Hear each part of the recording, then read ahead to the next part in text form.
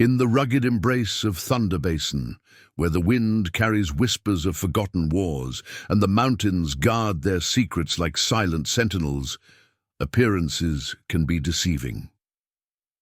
Behind the weathered hands of a seemingly ordinary retired soldier lies a past written in gunsmoke and blood, a past that's about to collide with a gang of outlaws who are about to learn that some wolves don't lose their teeth with age. They just grow more patient in choosing when to strike. Before we jump back in, tell us where you're tuning in from. And if this story touches you, make sure you're subscribed, because tomorrow I've saved something extra special for you. The morning frost crept across the windows of Thomas Grey Tom, Harrison's modest cabin like nature's own warning system.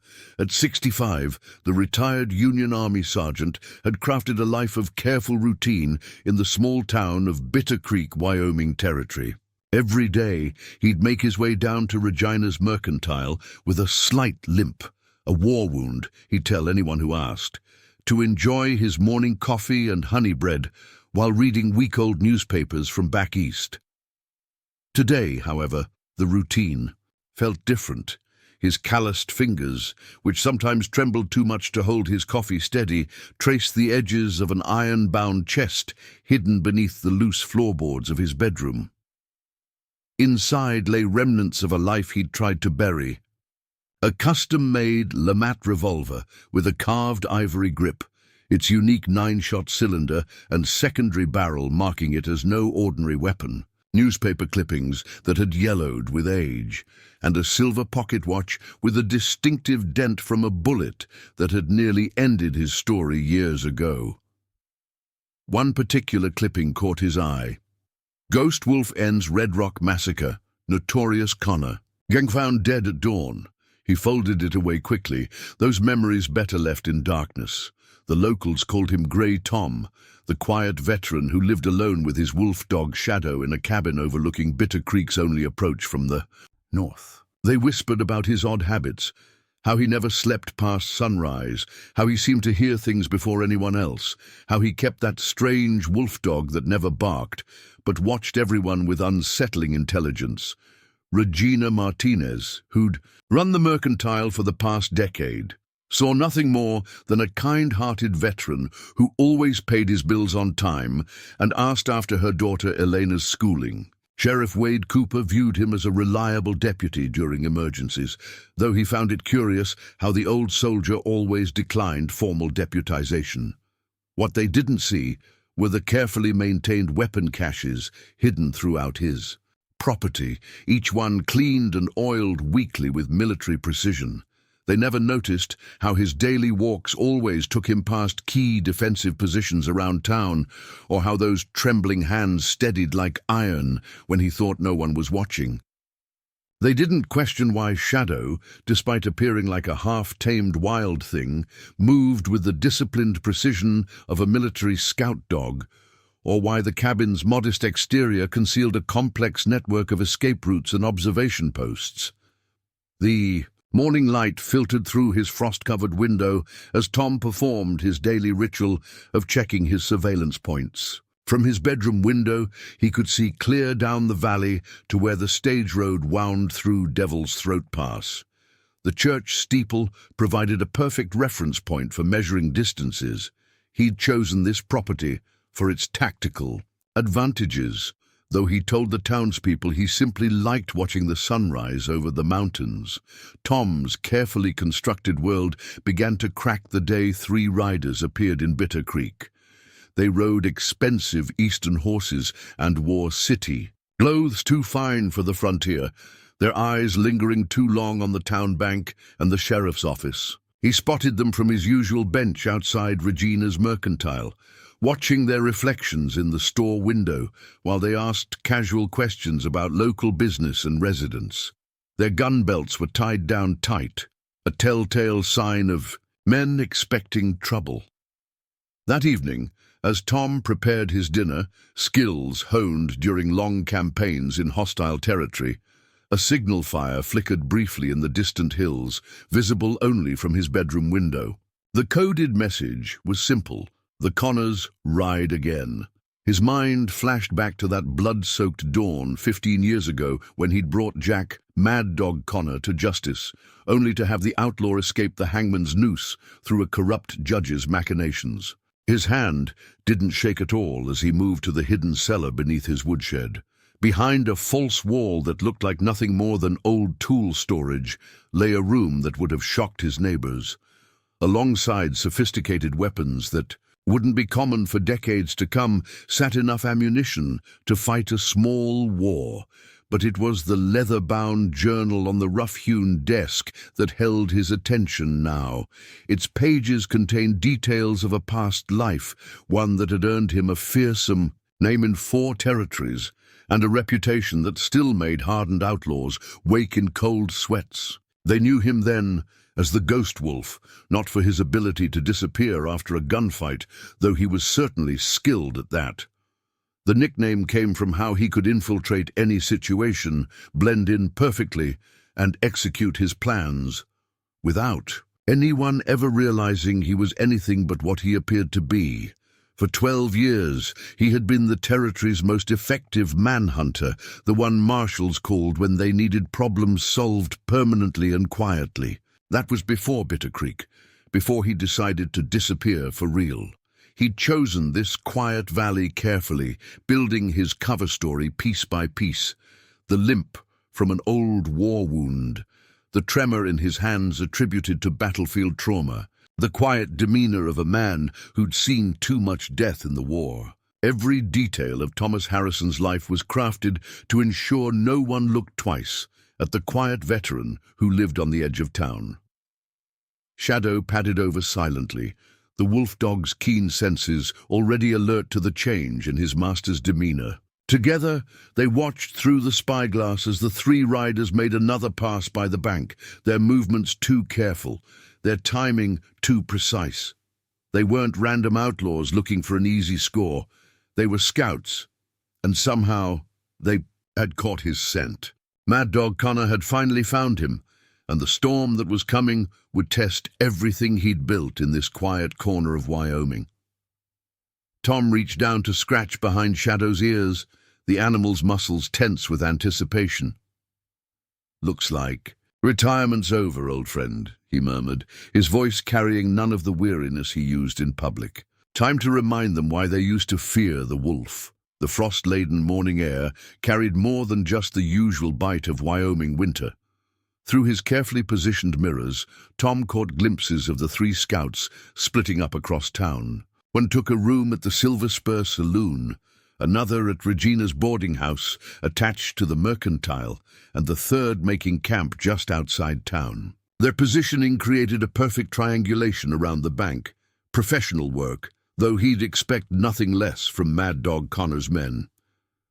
Tom moved to a hidden compartment beneath his tool bench, retrieving items he'd hoped would stay. Buried, a specialized gun belt designed by a German craftsman he'd met during the war, its holster perfectly angled for his unique, quick-draw style. A black duster coat modified with reinforced leather panels and hidden pockets, each one positioned to hold specific tools of his former trade. Most telling was a silver badge, not from any official law enforcement agency, but carved with a wolf's head, the symbol that had struck terror into the hearts of outlaws across the territories. Through the cabin's hidden observation ports, he watched the scout at the edge of town, setting up what appeared to be a simple campsite. But Tom's trained eye caught the subtle details, the way the man positioned his tent to provide clear sightlines to both the bank and Tom's cabin, how he'd arranged his campfire to cast shadows in specific directions. The man's movements carried the practiced efficiency of former military training. "Sergeant Miles Blackwood," Tom muttered to Shadow, recognizing the scout's distinctive way of favoring his left side, an old injury from Shiloh, if he remembered correctly. "Still running with bad company, I see." A soft click from the telegraph key hidden in his cellar caught his attention. Few knew that before the Ghost Wolf disappeared, he'd established a network of informants and allies throughout the territories. Former soldiers, reformed outlaws, and ordinary citizens who owed their lives to his intervention. Now that network was warning him of unprecedented movement, riders converging on Bitter Creek from every direction, all of them heavily armed and moving with military precision. Tom's mind flashed back to his last confrontation with Mad Dog Connor. The outlaw had started as a Confederate guerrilla fighter, using the chaos of war to build a criminal empire. After the war, when most soldiers were trying to rebuild their lives, Connor had turned his military experience to orchestrating increasingly brutal raids across the territories. The Red Rock Massacre had been the final straw. 23 people dead, including women and children, all to cover up a bank robbery. The Ghost Wolf had tracked Connor's gang for 3 months after that, studying their patterns, infiltrating their operation, learning their weaknesses. The final confrontation had left 9 gang members dead and Connor in custody, or so he'd thought until that corrupt judge had intervened. Shadow's ears suddenly perked up, and Tom froze. Through the evening silence came the soft crunch of boots. On frozen ground, someone trying very hard to move quietly was approaching his cabin. Tom quickly dimmed his lamp and moved to one of his specially designed viewing ports. In the fading light, he recognized Clayton Quickshot Wilson, one of Connor's deadliest gunmen, making what he thought was a stealthy approach to Tom's woodshed. "Easy, Shadow," Tom whispered, laying a calming hand on the wolf dog's head. "Let him have his look around. We want him to report back exactly what he expects to find." Through his viewing port, Tom watched as Wilson searched the woodshed's main floor, missing completely the carefully hidden cellar entrance. The gunman's frustration was visible as he found nothing more interesting than split wood and old tools, all deliberately aged and worn to maintain the illusion of a simple veteran's life. The telegraph clicked again. Connor's entire inner circle confirmed. Blackwood at West Approach, Wilson in town.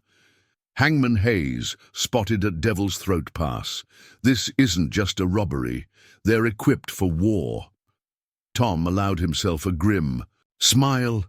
Connor had learned from their last encounter. No more small groups that could be picked off one by one. This time he was bringing overwhelming force. But in doing so, he'd made a crucial mistake. A large force meant more tracks to follow. More patterns to analyze, more weaknesses to exploit. And Tom had spent 15 years preparing this town for exactly such a threat. He checked his pocket watch, the one that kept proper time, not the bullet-damaged one he carried for show. He had perhaps 12 hours before Connor's main force arrived. 12 hours to transform Bitter Creek from a quiet frontier town into a carefully laid trap. 12 hours to ensure that when the storm broke, the only casualties would be among those who had chosen to bring violence to his home. Time to wake the old ghosts, he whispered to Shadow as they prepared to move out into the gathering dusk. The wolf dog's yellow eyes gleamed with predatory intelligence, reflecting his master's deadly focus. The ghost wolf was about to remind the Connor gang why some legends are best left undisturbed. Preparing and narrating this story took us a lot of time, so if you are enjoying it, subscribe to our channel. It means a lot to us. Now back to the story. The pre-dawn hours painted Bitter Creek in shades of pewter and shadow, perfect cover for a man who'd made darkness his ally. Thomas Harrison moved through town like a ghost, Shadow padding silently beside him as they began implementing the first phase of his plan. His practiced limp was gone, replaced by the fluid movement of a predator preparing his hunting ground. Regina. Martinez was already brewing coffee when he slipped through the back door of her store, Shadow keeping watch outside. She didn't startle at his silent entrance. They'd planned for this possibility years ago, though she'd hoped they'd never need to use it. Regina had her own history with Connor's gang, having lost her husband to their brutality before fleeing east from New Mexico territory. "The man asking questions yesterday," she whispered, watching him check the hidden compartments he'd built into her storeroom. "He's Connor's new lieutenant, isn't he? The one they call Hangman Hayes?" Yes, Tom replied, his voice carrying none of its usual quaver. And there are more coming. You remember what we discussed if things go wrong? Elena and I take the tunnel beneath the store to the old mining shaft, she finished. But Tom Hayes, he's not just a killer. The stories I've heard, he enjoys it. Tom's hand stilled on the rifle he was checking. Augustus, Hangman. Hayes had earned his nickname not just from his preferred method of killing, but from his habit of making his victims suffer first. The hidden compartment in Regina's storeroom contained more than weapons. Tom retrieved several small pouches of specially prepared flash powder for creating diversions, and a set of custom-made throwing knives that could disable a man's gun hand before he could pull a trigger. Your father's old silver mine, Tom said quietly, referring to the abandoned shaft that ran beneath part of the town. It's going to be crucial. Connor thinks he knows all my tricks from our last encounter, but he doesn't know about the improvements we've made to this town. Regina had known Tom for 10 years, ever since she'd bought the store after fleeing New Mexico. She'd seen him play the role of harmless veteran perfectly, but now, watching him check his equipment with cold precision, she finally understood the whispered stories about the ghost wolf that had once spread terror through the criminal underworld. Sudden commotion from the street drew their attention. Young Billy Cooper, the sheriff's 16-year-old son, had stumbled out of the Silver Spur saloon appearing drunk and was confronting Quick-Shot Wilson, apparently offended by the gunman's fancy Eastern clothes. No, Regina breathed, recognizing the danger. Billy doesn't know. Watch. Tom cut her off softly, already moving. Wilson's hand was dropping to his gun with practiced speed, but before he could clear leather, a trembling voice called out from the shadows. Now, boy, Tom shuffled forward, playing his role perfectly. Ain't no need for trouble. Why don't I help you home to your pa? Sleep this off properly. Wilson's hand hesitated on his gun. All he saw was a harmless old soldier, exactly what he expected to see. But in that moment of hesitation, Tom had closed the distance between them with deceptive speed. His trembling hand gripped Wilson's wrist with sudden iron strength, applying pressure to nerve points that would make drawing the gun impossible. Easy there, son. Tom's voice maintained its elderly quaver even as he commanded the situation. Let's all just calm down. Billy, suddenly appearing much more sober, allowed himself to be led away by the seemingly helpful old veteran. Wilson, massaging his mysteriously numb gun hand, never realized how close he'd come to discovering the truth about Thomas Harrison. Back in the store's storeroom, Tom's demeanor changed instantly. It's starting, he told Regina. Connor's men are getting restless, making mistakes. They'll push too hard, too fast. Regina watched him check his specialized equipment. Like father, like son, she observed. Mad Dog's just as impatient as his old man was. His father? Tom's eyes narrowed. Jack Connor Sr., the butcher of Bentonville? You didn't know? Regina's voice was grim. The stories say Mad Dog watched his father die in a Union prison camp. That's why he hates veterans so much, especially Union soldiers. Tom's mind raced through the implications. He'd always wondered why Connor had taken the Red Rock Massacre so personally, killing every former Union soldier in town before starting the fire. A subtle signal from shadow drew their attention. The wolf dog's ears perked toward the street. His training allowed him to detect movement long before human ears could. More riders, Tom whispered, moving to his observation point. Through the carefully placed mirrors, he could see 4 men approaching from the direction of Devil's Throat. Pass. Their horses were lathered. They'd ridden hard to arrive ahead of schedule. Hangman Hayes, he identified the lead rider, and the Blackburn twins. Connor's getting impatient, sending his best killers ahead. He studied their movements through his network of mirrors. Notice how Hayes keeps his right hand hidden. He's got a mechanized derringer rig under that sleeve, Confederate Army design, banned after the war for being too deadly. The twins always split up to create crossfire positions, and they use hand signals based on military cavalry code. "You know them all," Regina observed. "Had to. Spent 2 years tracking Connor's operation before the Red Rock Massacre. Learning. Every habit, every tell, every weakness." Tom checked his weapons with practiced efficiency. "That's why he really wants me dead. Not just for killing his men, but for proving they weren't as smart as they thought they were." The approaching riders split up, taking positions around the town with professional precision. They were good. Tom had to admit, if he hadn't spent years preparing for exactly this scenario, their surveillance pattern would have been nearly perfect. "It's time," he told Regina. "Get word to Doc Bennett. We'll need his surgery ready. And make sure, Sheriff, Cooper stays out of it for now. When the shooting starts, we want him focused on protecting the townspeople." "What about you?" Tom's hand moved to the worn handle of his LeMat, the tremor completely gone now. "I'm going to give Hangman Hayes exactly what he's looking for, a chance to spot the ghost wolf. Let him carry word back to Connor that his suspicions were right." "That's dangerous," Regina protested. "If they know for sure who you are." "Sometimes," Tom replied, checking his ammunition one final time, "the best way to spring a trap is to let your enemy think they've sprung one of their own." Through his network of carefully placed mirrors and viewing ports, he tracked Hayes's movement through town. The killer was good, Tom had to admit. His observation pattern was nearly perfect, checking sight lines and potential ambush points with professional precision. But Hayes was looking for threats at street level. Like most men, he never thought to look up. From his hidden perch in the church bell tower, Tom watched through his spyglass as the killer made his way toward the bank.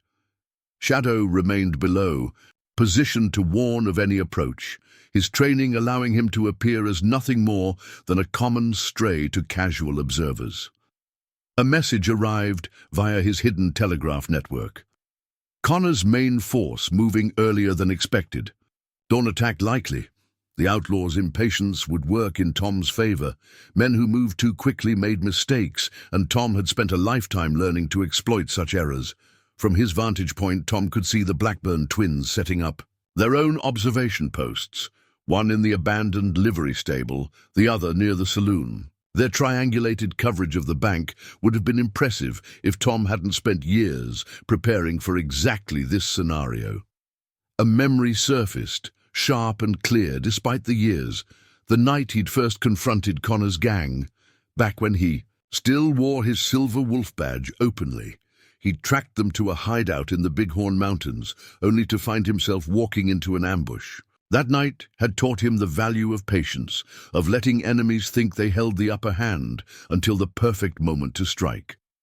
The sound of approaching horses drew his attention. Through his spyglass, he spotted Hayes giving the prearranged signal.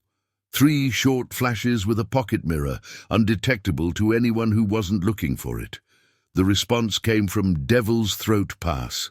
6 riders approaching, moving fast, but trying to stay concealed behind the morning's dust. "Right, on schedule," Tom whispered, recognizing Mad Dog Connor's distinctive blood-based stallion among the riders. The outlaw had always favored dramatic entrances. Even prison hadn't changed that about him. Tom shifted positions silently, moving to another pre-prepared observation point. His hand brushed against an old wanted poster tucked into his coat. One of the few remaining images of the ghost wolf from his manhunting days. The artist's sketch showed a younger man, face half hidden by a black duster's collar. But the eyes were the same. They hadn't lost their intensity, just learned to hide it better. Movement near the silver spur caught his attention. Through his spyglass, he noticed something that made his blood run cold. Among Connor's new arrivals was a face he hadn't seen in years. Marcus the Professor Whitaker, a former Union Army intelligence officer who'd turned his talents to crime after the war. The man had been Connor's strategist during the Red Rock Massacre, using his military training to plan the operation. with chilling efficiency. "Regina," Tom whispered into a speaking tube that connected to the store's basement. "How fast can you access the old Army intelligence records, the ones stored in Doc Bennett's office?" 10 minutes, if Sheriff Cooper helps. He still owes you for saving his wife during that fever outbreak last winter. Do it. I need to know everything about Whitaker's movements over the past year. Through his network of observation points, Tom could see the full pattern of Connor's men taking positions throughout Bitter Creek. They were setting up for something big, but their focus on the bank was starting to look more like a distraction than their true objective. The telegraph clicked urgently. "Just intercepted a message between Whitaker and someone in Denver, coded using old Union Army ciphers. Partial translation: the weapons must be secured before the territorial marshal arrives next week." Everything clicked into place. The territorial marshal's upcoming visit, the precision of their movements, Whitaker's presence. Connor wasn't just after revenge. He was planning to use the chaos of his attack on Tom to cover a much larger operation. Shadow appeared silently at the base of the church tower, carrying a folded note in his mouth. Another message from Regina. The wolf dog's training allowed him to move through town completely unnoticed, delivering communications that no one would suspect. "Whitaker visited the assay office this morning," Regina's note read. "Asked about shipping manifests from the silver mine. Something about specialized equipment coming in from Chicago." Tom's mind raced through the implications. The silver mine, the weapons mentioned in the telegraph, Whitaker's intelligence background. The pieces were forming a pattern, but he needed more information. "Check our records," he telegraphed back. "Any connection between Connor's gang and arms trafficking through the territories?" While waiting for a response, Tom moved to another observation post, this one giving him a clear view of Hayes's position. Near the bank, the killer was trying to hide his nervousness, but Tom could read it in every movement. Unlike Connor, Hayes hadn't learned to control his tells. "Records show something interesting," came the telegraph reply. Before his arrest, Connor was negotiating with former Confederate officers about moving cargo through Union-controlled territories. Whitaker was his contact with the sympathizers still in the Army. The pattern suddenly became clear. 15 years ago, when Tom had broken Connor's gang, he'd interrupted more than just their criminal operations. The outlaw had been building a network to smuggle Confederate weapons caches, weapons that had been hidden during the surrender and were still deadly enough to start another war if they fell into the wrong hands. A movement at the edge of town caught Tom's attention. Through his spyglass, he could see Mad Dog Connor himself riding in, flanked by the Blackburn twins. The outlaw's prison time had left its mark, a noticeable limp and a scar running down his left cheek, but his eyes still burned with the same cold hatred Tom remembered. "Regina," Tom whispered into the speaking tube, "how long would it take you to access the old Army cache maps, the ones showing Confederate supply routes through the territory?" 5 minutes. Elena's already helping me search through Doc Bennett's records. Do it. I need to know what Whitaker was really looking for.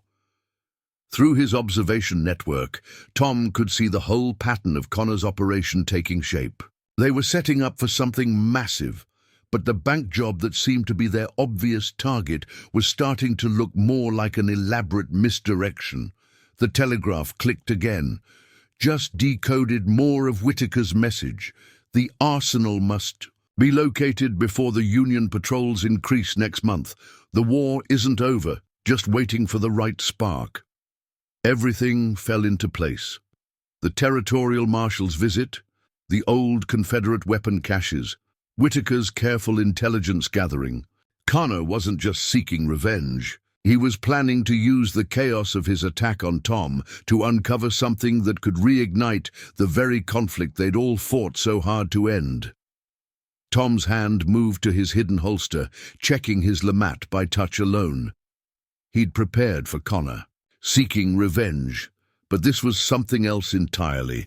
The lives of everyone in Bitter Creek were now caught up in a scheme that went far beyond a personal vendetta. Through his spyglass, Tom watched as Hayes finally reached Connor's position, gesturing animatedly as he reported what he'd seen in town. The outlaw's reaction was immediate. He sat straighter in his saddle, some of his old vigor returning as he barked orders to his men. "They're moving," came the telegraph warning. "All of them." Whatever Hayes said lit a fire under the whole operation. Tom allowed himself a grim smile. The first phase of his plan had worked. He'd forced Connor's hand, made him rush his carefully laid plans.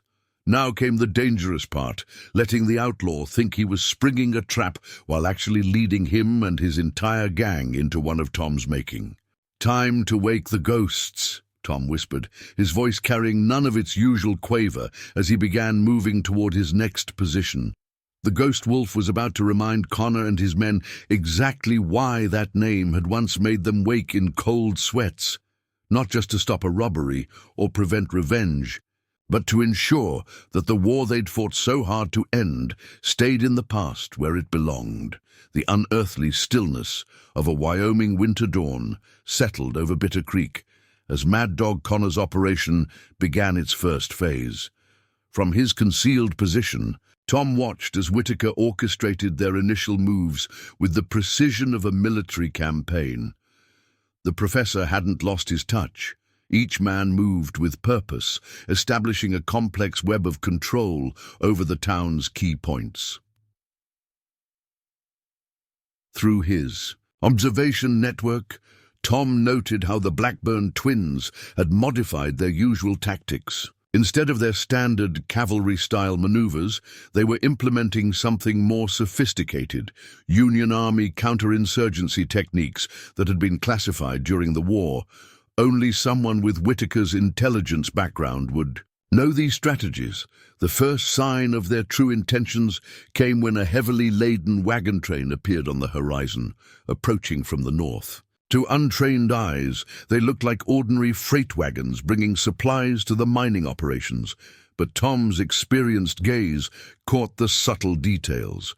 The reinforced axles designed to carry artillery pieces, the distinctive way the canvas covers were arranged to allow quick access to hidden cargo. "Regina," Tom whispered into his communication tube. "What did Elena find in those shipping manifests?" "Something strange," came the response. "The manifests show regular deliveries of mining equipment, but the weights don't match what's listed. And Tom, they're all signed by Lieutenant James Beaumont." The name hit Tom like a physical blow. Beaumont had been one of the Union Army's top ordnance officers, responsible for tracking down missing Confederate artillery pieces after the surrender. His signature on these manifests could mean only one thing. Someone was using legitimate military paperwork to move illegal weapons. Shadow's sudden alert drew Tom's attention to movement near the livery stable. Hayes was supervising as several of Connor's men unloaded crates from one of their horses, each box carefully wrapped in waxed canvas to protect its contents. The way they handled them suggested heavy metal contents, likely ammunition or weapon parts. A new figure emerged from the Silver Spur. Someone Tom hadn't seen arrive with the others. The man moved with the distinctive gait of cavalry training, but something about him seemed off. He approached Hayes with a familiarity that suggested long association, yet Tom had never seen him during his investigation of Connor's gang. The telegraph clicked softly. "New information from Denver contacts. The Union Army reported break-in at restricted archives last month. Files stolen regarding Project Meridian, classified artillery designs from the final months of war." Tom's mind raced through implications. Project Meridian had been the Army's attempt to create a new type of artillery shell, one that could pierce any fortification. The project had been abandoned for being too destructive, too unstable for practical use. If Connor had obtained those designs— Through his spyglass, Tom studied the mysterious cavalry officer as he consulted with Hayes and Whitaker. The man's uniform was perfect, too perfect for frontier wear. Even his brass buttons shone with parade ground polish. "Check our military." "Contacts," Tom telegraphed. "Any reports of missing uniforms or forged officer credentials?" The response came quickly. 3 sets of officers' papers were stolen from Fort Laramie last week. Description matches man in cavalry uniform. A pattern emerged in Tom's mind. Connor wasn't just planning to uncover hidden Confederate weapons. He was creating a false flag operation, with forged Union Army credentials and classified weapons. Designs, he could make any accident look like official military action. The implications chilled Tom to the bone. A single artillery shell from Project Meridian could level half the town. If Connor staged an incident to make it look like the Union Army had attacked civilians, it could reignite the very conflicts that had torn the nation apart. Movement near the bank caught his attention. The Blackburn twins were implementing the next phase of their operation, but with a subtlety Tom hadn't expected from them. Instead of their usual strong-arm tactics, they were executing a sophisticated deception. One twin entered the bank as a legitimate customer, while the other engaged the sheriff in casual conversation outside. Both activities designed to establish their presence as unremarkable. "They're better," Tom muttered to Shadow. "Whitaker's been training them." The wolfdog's ears suddenly perked forward, catching something even Tom's trained senses hadn't detected. Through his network of mirrors, Tom spotted the cause. Several of Connor's men were moving mining equipment into position around town, but their placement followed a specific pattern. They were establishing firing positions disguised as construction sites. The telegraph clicked again. "Urgent. Major military supply convoy diverted from Fort Laramie. New route brings them through Devil's Throat Pass next week, same day as the territorial marshal's visit." The pieces clicked together with terrifying clarity.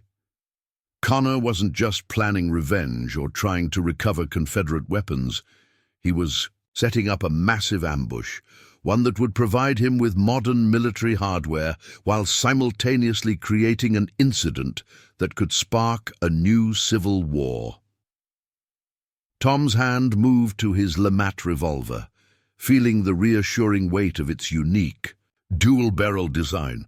The 9-shot cylinder would be crucial if things turned ugly, but it was the secondary barrel, loaded with buckshot, that might prove the difference between life and death in close quarters.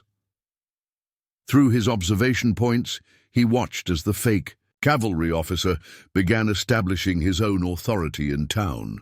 The man was good. He had the perfect balance of military bearing and frontier practicality as he introduced himself to Sheriff Cooper as Captain James Miller, supposedly investigating reports of weapons smuggling in the territory. "Regina," Tom whispered into the speaking tube, "have Elena check the old army rosters. Find out who this Captain Miller is stealing his identity from." While waiting for a response, Tom noted how Connor's men were subtly isolating key locations around town. The livery stable, the telegraph office, the doctor's practice, each one now had at least 2 of Connor's people nearby, ready to cut off access when the time came. "Tom," Regina's voice came back urgent but controlled. "Elena found something. The real Captain James Miller was killed at Gettysburg. He has no family left to dispute someone using his identity." Whitaker's hand was obvious in these preparations. Only someone with access to detailed military records would know about a dead officer with no surviving family to complicate their deception. A subtle movement caught Tom's eye. Hayes was getting frustrated, his carefully maintained facade cracking as he dealt with unexpected delays in their preparation. The killer's hand kept straying to his hidden sleeve rig, a nervous tell that revealed more than Hayes realized. Through his spyglass, Tom spotted Connor watching his lieutenant's agitation with obvious displeasure. The outlaw leader's face showed. The same cold calculation Tom remembered from their last encounter, the look of a man who dealt with failure in permanent ways. The telegraph clicked rapidly. Multiple riders approaching from south, heavy wagons with them. One of our scouts got close enough. They're carrying artillery pieces, broken down for transport. Tom's jaw tightened. Artillery meant Connor was planning something even bigger than he'd initially suspected. Modern artillery. Pieces would be devastating enough, but combined with Project Meridian's classified shell designs. Shadow's silent alert drew Tom's attention to the new movement. Through his network of mirrors, he could see Whitaker directing men to take up positions around the old silver mine entrance. Their movements suggested military engineering training. These weren't just gunmen, but specialists. "Regina," Tom whispered. "What's directly beneath the bank vault, according to the old mine maps?" "Main shaft runs 20 feet below it," came the response. But Tom, Eleanor found something else. The shaft wasn't abandoned because the silver ran out. The army sealed it during the war, something about strategic minerals and classified research.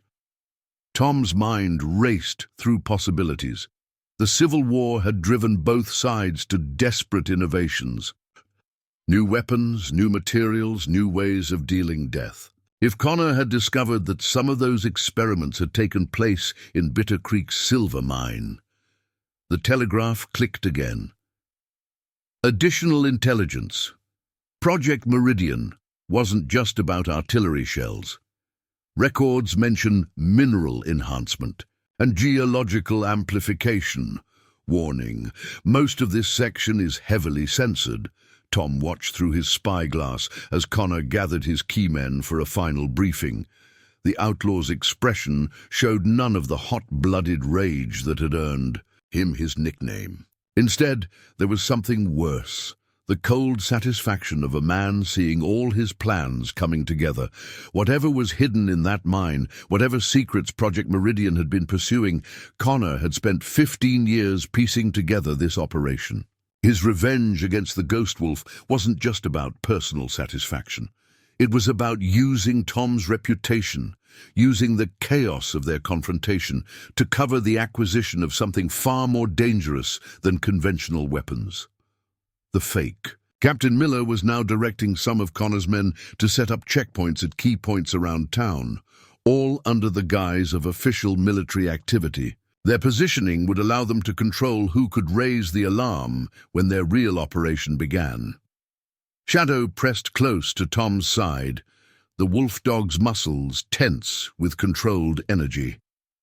They both knew that the time for observation was running out. Soon, they would have to move from watching to acting, from gathering intelligence to springing their own carefully prepared countermeasures. "Time to change the game," Tom whispered, checking his specialized equipment one final time. Connor thought he was orchestrating a complex military operation, but he was about to learn why the Ghost Wolf's reputation had once terrorized the territories. Some legends are built on blood and gunsmoke, but others are crafted from shadows and strategy, and Tom had spent 15 years preparing to remind his enemies which kind of legend they were dealing with. The telegraph suddenly came alive with urgent news. Decoded partial message from Whitaker to unknown contact in Washington, references mineral catalyst and resonance experiments from Project Meridian. Warning, multiple high-ranking military officials implicated. Tom's blood ran cold as he processed the implications. Project Meridian hadn't just been about creating more powerful artillery shells. It had been exploring something far more fundamental, something about the very nature of explosive force. And somehow, the silver mine in Bitter Creek had played a crucial role. Through his observation network, Tom watched as Connor's men began moving specialized equipment into position around town. What had appeared to be mining machinery now revealed its true nature to his trained eye.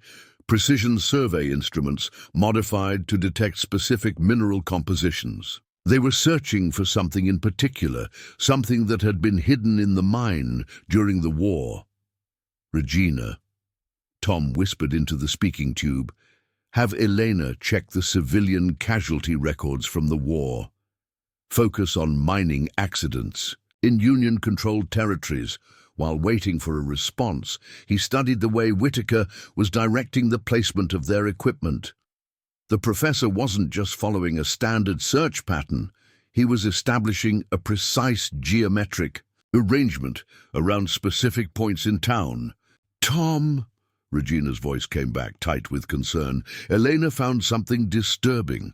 3 other silver mines in Union territory suffered accidents during classified weapons testing, all records sealed by direct order from Washington, all involving the same mineral composition found in our mine." A memory surfaced from Tom's war years, a late-night conversation with a drunk artillery officer who'd spoken of experiments too dangerous to continue, of weapons that didn't just destroy their targets, but seemed to affect the very ground they were tested on. The fake Captain Miller was now orchestrating what appeared to be a routine military inspection of the bank's exterior. But Tom noted how the man's attention kept straying to specific points around the building's foundation. They weren't just planning to rob the bank, they were using it as a reference point for something else, something connected to whatever lay hidden in the mine below. Shadow's subtle signal alerted Tom to new movement. Through his spyglass, he observed several of Connor's men unloading what looked like standard mining charges from one of the wagons. But these weren't ordinary explosives. The careful handling and specialized casing suggested something far more sophisticated. The telegraph clicked again. Critical information. Project Meridian records mention resonance chain reactions and geometric amplification networks. Similar patterns detected in Whitaker's equipment placement. Tom's military training kicked in as he analyzed the implications. The professor wasn't just setting up surveillance points, he was creating some kind of amplification network, using the town's geography and whatever was hidden in the mine to multiply the effect of their weapons. Through his mirrors, Tom spotted Hayes directing men to secure the water tower and the church steeple, the highest points in town. But rather than posting guards, they were installing what appeared to be scientific instruments, carefully aligned with Whitaker's other equipment. "Regina," Tom whispered urgently, "check the geological surveys. What's unique about Bitter Creek's location?" "Elena found it," came the quick response. "We're at the intersection of 3 mineral veins. The surveyors noted unusual magnetic properties in the rocks here. That's why the army chose this site for their experiments. The pieces were coming together with terrifying clarity. Connor hadn't chosen Bitter Creek just because Tom was here. The town's very location, the mineral deposits beneath it, even its layout. All of it was part of something bigger than simple revenge or weapons smuggling." A subtle movement caught Tom's attention. The Blackburn twins were now positioning men in a precise pattern throughout town, each one equipped with what looked like signal mirrors. But these weren't ordinary heliographs. The design was unlike anything Tom had seen before. The telegraph rattled urgently. "Alert! Intercepted orders to Connor's men, references to harmonic timing and synchronized detonation. Warning, pattern matches classified notes on failed Project Meridian test that destroyed entire valley in Tennessee." Tom's jaw tightened as the full scope of Connor's plan became clear. The outlaw wasn't just planning to steal weapons or create a false flag incident. He was going to use Project Meridian's classified research to turn Bitter Creek itself into a weapon, one that could demonstrate the devastating power of the secret technology to potential buyers. Through his spyglass, Tom watched as Connor consulted with Whitaker, their expressions showing grim satisfaction as their preparations continued. They thought they were setting up an elaborate trap for the Ghost Wolf, using his reputation and the chaos of their confrontation to cover their true operation. But as Tom checked his specialized equipment one final time, he allowed himself a cold smile. Connor had spent 15 years planning this operation, gathering intelligence and assembling the perfect team. But he'd made one crucial mistake. He thought he was hunting the Ghost Wolf, when in reality he was about to learn why some legends are best left to the shadows. The time for watching was over. Now it was time to show Connor and his men exactly what kind of force they'd awakened in their pursuit of power that was never meant to be unleashed. The winter wind carried the scent of snow as Tom made his first decisive move. With Shadow keeping watch, he accessed a hidden mechanism beneath the church's foundation stones, part of an elaborate system he'd spent years installing throughout Bitter Creek. The stone shifted silently, revealing a narrow passage that led to his first cache of specialized equipment. Inside, carefully preserved military technology told its own story of preparation and patience. A modified Springfield rifle with a unique scope of German design, crafted to function in extreme cold. Ammunition loaded with paper cartridges that wouldn't rattle during movement. A set of brass knuckles with sharp steel studs, perfect for dealing with an opponent's gun hand without drawing attention. "Time to wake the old ghosts," Tom whispered, activating another hidden mechanism. Throughout town, imperceptible changes began taking place. Loose boards that seemed random were actually carefully placed to create distinctive sounds when stepped on. Mirrors positioned to appear decorative are now aligned to provide a sophisticated surveillance network. Even the town's weather vanes had been modified to serve as wind indicators for precision shooting. The telegraph clicked softly. "Alert! Our man in Denver reports a military supply convoy carrying more than listed. Hidden compartment in the lead wagon contains experimental detection equipment designed to locate specific mineral signatures." Tom moved to a concealed workbench, retrieving items that would have shocked his neighbors. Specialized caltrops designed to puncture reinforced wagon wheels without appearing deliberate, smoke charges that could create precise patterns of cover. Most importantly, a set of unique signal flares that could illuminate specific parts of town while leaving others in darkness. Through his observation network, he watched Connor's men continuing their preparations, unaware that every position they took had been prepared for them years in advance. The loose shingles that seemed to offer good sniper positions, designed to shift under weight, the convenient cover points around the bank, carefully weakened to offer false security. "Regina," Tom whispered into his communication tube. "Initiate. Protocol 7. Have Elena start moving the children to the shelter beneath the schoolhouse." While waiting for confirmation, Tom accessed another hidden cache, this one containing documents that would have interested Connor's men considerably. Detailed maps of Confederate arms shipments, locations of hidden weapons caches, and most importantly, the true records of Project Meridian's catastrophic failure. Shadow's alert drew his attention to movement near the livery stable. The fake Captain Miller was directing men to set up their scientific equipment, unaware that the building's support beams had been specially modified. At the right moment, a single thrown lever would collapse specific sections while leaving escape routes intact. The telegraph suddenly came alive. "Urgent! Whitaker requesting additional equipment from secret cache. References, resonance modulators, and frequency calibration devices. Warning, matches specifications of failed experiment in Tennessee." Tom's hands moved swiftly as he prepared his countermeasures. Each piece of equipment had been chosen and modified for specific purposes. Wire cutters that could disable telegraph lines without leaving obvious damage.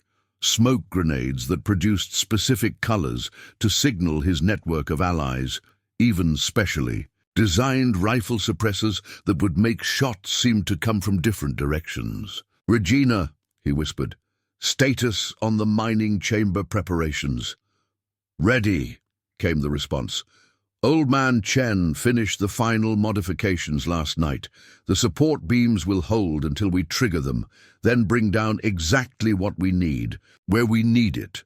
Tom allowed himself a grim smile. Chen had been one of his first allies in Bitter Creek, a Chinese immigrant who'd learned tunneling techniques during the railroad's construction. Together, they'd spent years modifying the mine's architecture, creating a complex system of controlled collapse points. Through his spyglass, Tom observed Hayes testing his mechanical sleeve rig, unaware that the town's mineral content had been carefully manipulated in key areas. The high iron content would play havoc with delicate spring mechanisms, a fact Hayes would discover at precisely the wrong moment. The telegraph clicked again. Additional intelligence. Project Meridian records mention harmonic interference. Patterns. Similar to designs found in Whitaker's equipment, but inverted. Tom's military engineering training kicked in as he studied the implications. Whitaker wasn't just trying to amplify the hidden weapon's effects, he was attempting to improve on the original design. But in doing so, he'd made his entire system vulnerable to the very principles it was based on. Moving to another hidden cache, Tom retrieved items that represented years of careful preparation, modified heliograph mirrors designed to interfere, with signal communications, special ammunition that would fragment in specific patterns, even customized lockpicks that could access any door in town without leaving traces. Shadow's subtle signal alerted him to a new movement. Through his network of mirrors, Tom spotted several of Connor's men placing charges at key points around town. But these weren't ordinary explosives. The careful placement and specialized detonators suggested something far more sophisticated. "Regina," he whispered urgently, "have Elena check the frequency patterns Whitaker's men are setting up. Compare them to the harmonics project Meridian was trying to achieve." While waiting for a response, Tom activated another set of hidden mechanisms. Throughout Bitter Creek, imperceptible changes began taking place. Drainage channels that seemed natural were actually designed to channel water flow in specific patterns. Building alignments that appeared random were precisely calculated to affect sound waves and light reflection. The telegraph rattled with new information. Critical alert. Connor's men unloading specialized equipment from hidden compartments. In supply wagons, matches designs of experimental resonance amplifiers. Warning, potential for catastrophic chain reaction if activated near mineral deposits. Tom's jaw tightened as he checked his most specialized equipment. Each piece had been chosen and modified for a specific purpose, in countering Project Meridian's technology. Crystalline structures that could disrupt resonance patterns, modified surveying equipment that could detect harmonic frequencies, even specially treated metal that wouldn't conduct the weapon's effects. Through his observation points, he watched as Whitaker directed the placement of their scientific instruments, unaware that the very ground beneath Bitter Creek had been prepared for this confrontation. The town's seemingly random construction, over the years, had actually been a carefully orchestrated plan, creating a complex geometric pattern designed to contain and redirect energy. "Remember," Tom whispered to Shadow as they prepared to implement the next phase of their counter-operation, "timing is everything. When their resonance network activates, our dampening system has to engage at precisely the right moment." The wolfdog's yellow eyes reflected understanding. They'd practiced these movements countless times, preparing for a threat that most would never believe existed. Connor thought he was setting up an elaborate trap using classified military technology, but he was about to learn why the Ghost Wolf's legend wasn't just about gunfighting prowess. As the winter sun climbed higher, Tom made his final preparations. Each piece of equipment checked, each mechanism tested, each contingency accounted for. He'd spent 15 years preparing for every possible threat to Bitter Creek, but as he watched Connor's operation unfold, he knew that his most crucial preparations were about to be tested. The time for hiding in the shadows was ending. Soon, Connor and his men would learn that they hadn't just found an old soldier living in quiet retirement. They'd awakened something far more dangerous, a legend that had been preparing for this very moment, ready to remind them why some forces are best left undisturbed. Tom moved to another hidden chamber, this one concealed beneath the town's water tower. Here, his most sophisticated countermeasures waited, technology that would seem impossible to most frontier towns. Through carefully placed apertures, he could see Connor's men setting up their equipment, unaware that the tower's construction had been specifically designed for this moment. The telegraph clicked rapidly. New intelligence. Whitaker's equipment includes modified surveying tools designed to detect specific crystalline formations, similar to devices used in Project Meridian's final phase. "Regina," Tom whispered into his communication tube. "Have Elena activate the mineral displacement. Protocol, it's time to show them why we spent 3 years salting those false veins." While waiting for confirmation, Tom retrieved another specialized piece of equipment, a modified cavalry saber with an unusual crystalline coating on its blade.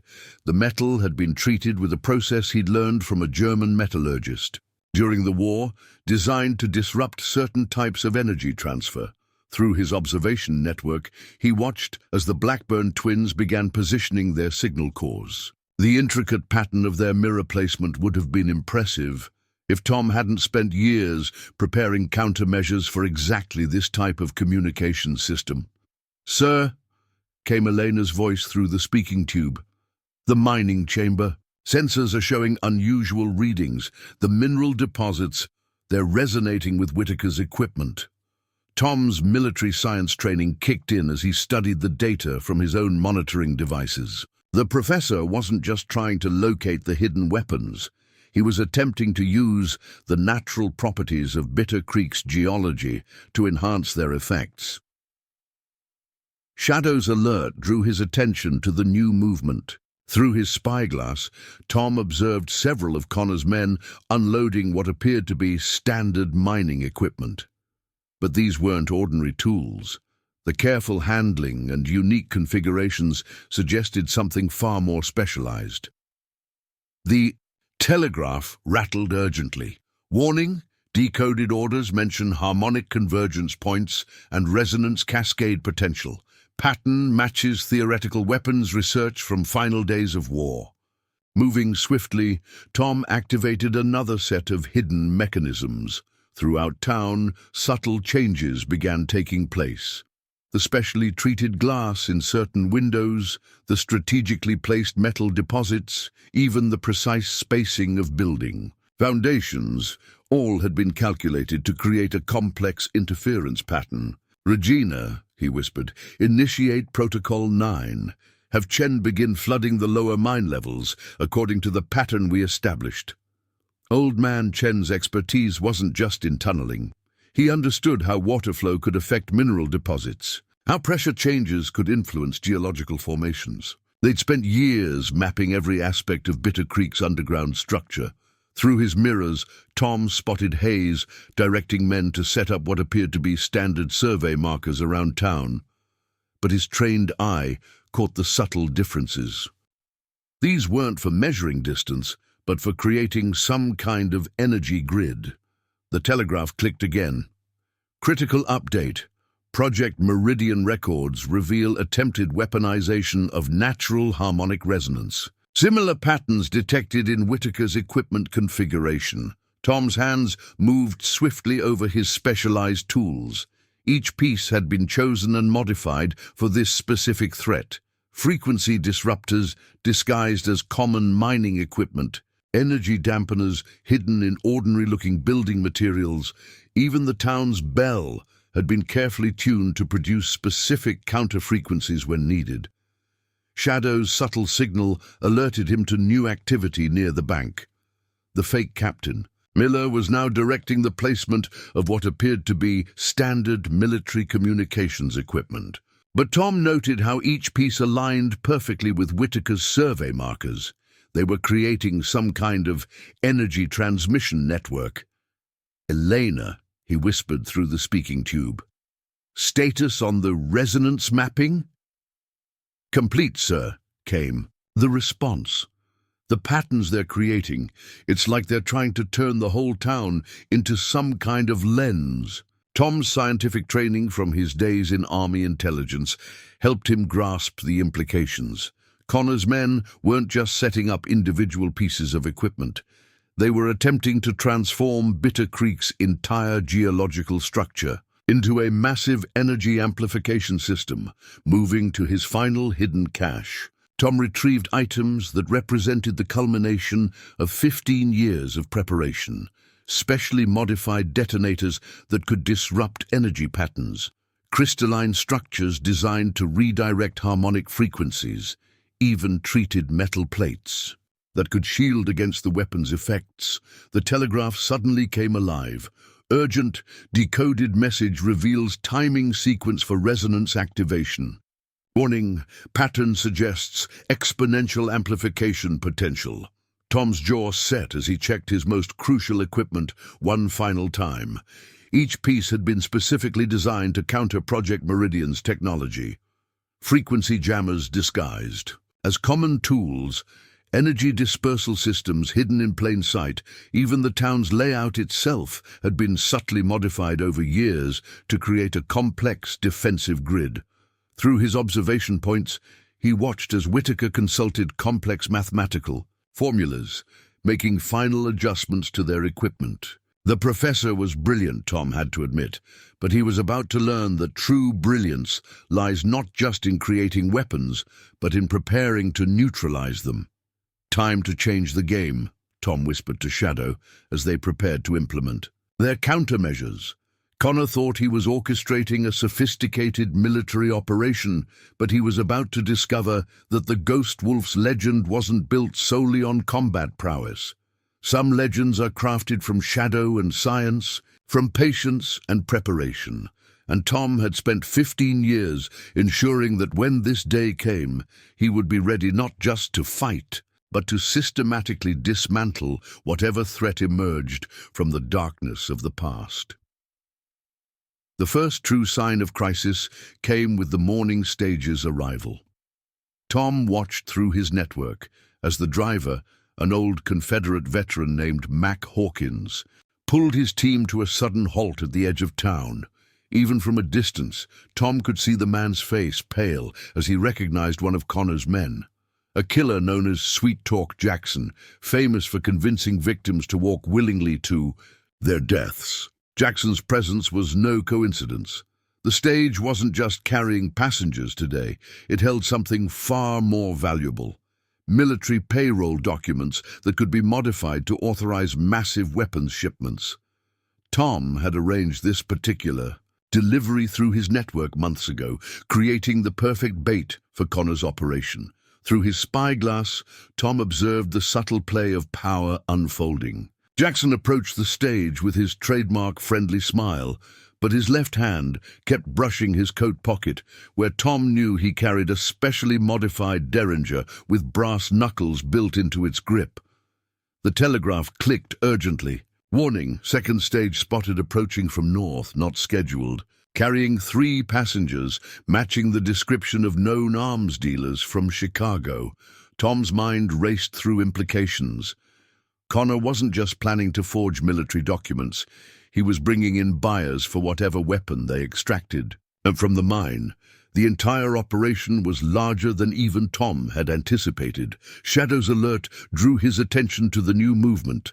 Through his mirrors, he spotted Hayes directing several men toward the stage station, their movements suggesting military training. But something was off about their formation. They were positioning themselves to create specific sightlines, as if preparing for some kind of demonstration. "Regina," Tom whispered into his speaking tube, "have Elena check the manifests for that second stage. Look for anything connected to metallurgy or scientific equipment." While waiting for a response, he watched the tension escalate at the first stage. Jackson was now engaged in seemingly friendly conversation with Mac, but Tom noted how the killer had positioned himself to block any escape route. More concerning was the way Connor's other men were slowly surrounding the stage, each one carrying what appeared to be standard surveying equipment. The telegraph rattled with new information. Critical alert, second stage manifest lists geological sampling equipment, but weight distribution suggests heavy machinery, matches pattern of modified artillery pieces. Through his observation network, Tom spotted Whitaker emerging from the bank, consulting what appeared to be ordinary banking documents. But Tom's enhanced spyglass revealed the truth. The papers were covered in complex mathematical formulae, calculations involving energy dispersion and geometric amplification. "Sir," Elena's voice came through the speaking tube, urgently, but controlled. "The mineral sensors in the mine, they're showing increasing activity. Something about their equipment is exciting the ore deposits." Tom moved swiftly to another observation post, this one providing a clear view of both stages. The second stage was now visible on the horizon, its team of 6 horses suggesting unusually heavy cargo. But it was the dust pattern behind it that caught his trained eye, too uniform, too controlled. They had outriders maintaining precise distances. Shadow's subtle signal alerted him to another development. The fake Captain Miller was now approaching the first stage, his perfect uniform and authoritative manner causing Mac to instinctively straighten in his seat. The impersonator was good, Tom had to admit. He'd perfectly captured the bearing of a career officer. "Regina," Tom whispered, "initiate Protocol 12. Have Chen begin shifting the mine supports according to our secondary pattern." Through his mirrors, he watched as subtle changes began occurring beneath the town. The modified support beams, the carefully engineered stress points, even the water flow patterns, all began adapting to counter whatever energy weapon Connor's men were preparing to demonstrate. The telegraph clicked rapidly, decoded message from Whitaker to unknown contact, initial resonance patterns exceeding expectations, mineral concentration higher than the Tennessee site, potential yield unprecedented. Tom's scientific training, from his Army intelligence days, helped him grasp the implications. They weren't just planning to recover and demonstrate a weapon, they were going to enhance it using Bitter Creek's unique geological properties. Movement. Near the first stage drew his attention. Jackson had managed to convince Mac to open the strong box for inspection, his smooth talk masking the deadly intent behind the request. But what the killer didn't realize was that Tom had prepared for this moment. The documents inside weren't originals. They were elaborate forgeries designed to lead Connor's operation exactly where Tom wanted them. Through his spyglass, he noted how Hayes and the Blackburn twins were positioning themselves around the stage station. Their formation wasn't just about controlling the area. They were establishing specific angles, creating some kind of energy-focusing pattern with their surveying equipment. The telegraph suddenly came alive. Second stage carrying. Modified Confederate artillery designs. Warning. Blueprints show integration with Project Meridian technology, potential for catastrophic chain reaction if combined with local mineral deposits. Tom's hand moved to his specialized equipment, checking each piece by touch. The modified signal flares, the frequency disruptors, the energy-dampening crystals, everything had to be perfectly calibrated for what was coming. Shadow pressed close to his side, the wolf dog's muscles tense with controlled energy. They both sensed it. The moment when observation would have to give way to action, when all their preparations would be tested against whatever devastating weapon Connor planned to unleash. Through his network of mirrors, Tom watched as the second stage drew closer, its approach carefully timed to coincide with Whitaker's equipment reaching full power. The professor's calculations were visible in every aspect of their operation. The precise positioning of men and machinery, the careful timing of each phase, the geometric patterns being established throughout town. "Regina," Tom whispered urgently, "have Elena begin evacuating the east side of town. Use the mining family's schedule as cover. Make it look routine. While waiting for confirmation, he studied the unfolding crisis through his observation points. Connor's men were now fully surrounding the first stage, their positions creating a perfect kill zone. But what they didn't realize was that every position they'd taken had been prepared years in advance. Sightlines subtly altered, cover points strategically weakened, escape routes carefully concealed. The telegraph clicked again. Multiple signals detected. Connor's operation coordinating with unknown parties in 3 territories. References to demonstration of force and practical application of theoretical weapons. Tom's jaw tightened as the full scope of their plan became clear. This wasn't just about stealing military documents or recovering a hidden weapon. Connor was planning to demonstrate Project Meridian's devastating potential to multiple buyers, using Bitter Creek's unique properties to enhance its effects beyond anything the original designers had imagined. Through his spyglass, he watched as the fake Captain Miller began inspecting the stage's cargo, his movements precise and professional. But Tom noted how the man's attention kept returning to specific points around the stage station, points that aligned perfectly with Whitaker's energy transmission network. Shadow's alert drew his attention to the new movement. Connor himself was now emerging from the Silver Spur, his cold eyes studying the unfolding scene with calculated satisfaction. The Outlaws' prison time hadn't dulled his tactical mind. Every piece of his operation was moving with coordinated precision. "Time to change their equations," Tom whispered, preparing to implement the next phase of his counter-operation. Connor thought he was orchestrating a sophisticated weapon demonstration, but he was about to learn why the Ghost Wolf's legend wasn't just about combat prowess or tactical thinking. Some legends are built on understanding deeper truths, about science, about strategy, about the devastating power of patience. And as Tom watched the crisis unfold, he knew that 15 years of preparation were about to be tested against a threat that could reshape the very nature of warfare itself. A new threat emerged as Tom spotted unusual movement near the assay office. Through his spyglass, he observed several men unloading crates with unusual care, their contents marked with scientific symbols he recognized from his Army intelligence days. What caught his attention wasn't the crates themselves, but the man supervising their handling, Dr. Victor Strauss, a German scientist who disappeared after working on classified weapons research during the war. The telegraph clicked rapidly. "Urgent," Strauss confirmed, as key Project Meridian researcher. Warning, his theoretical work focused on weaponizing natural resonance patterns. Notes mention catastrophic amplification potential in mineral-rich environments. Tom's scientific training helped him grasp the implications. Strauss wasn't just another hired gun.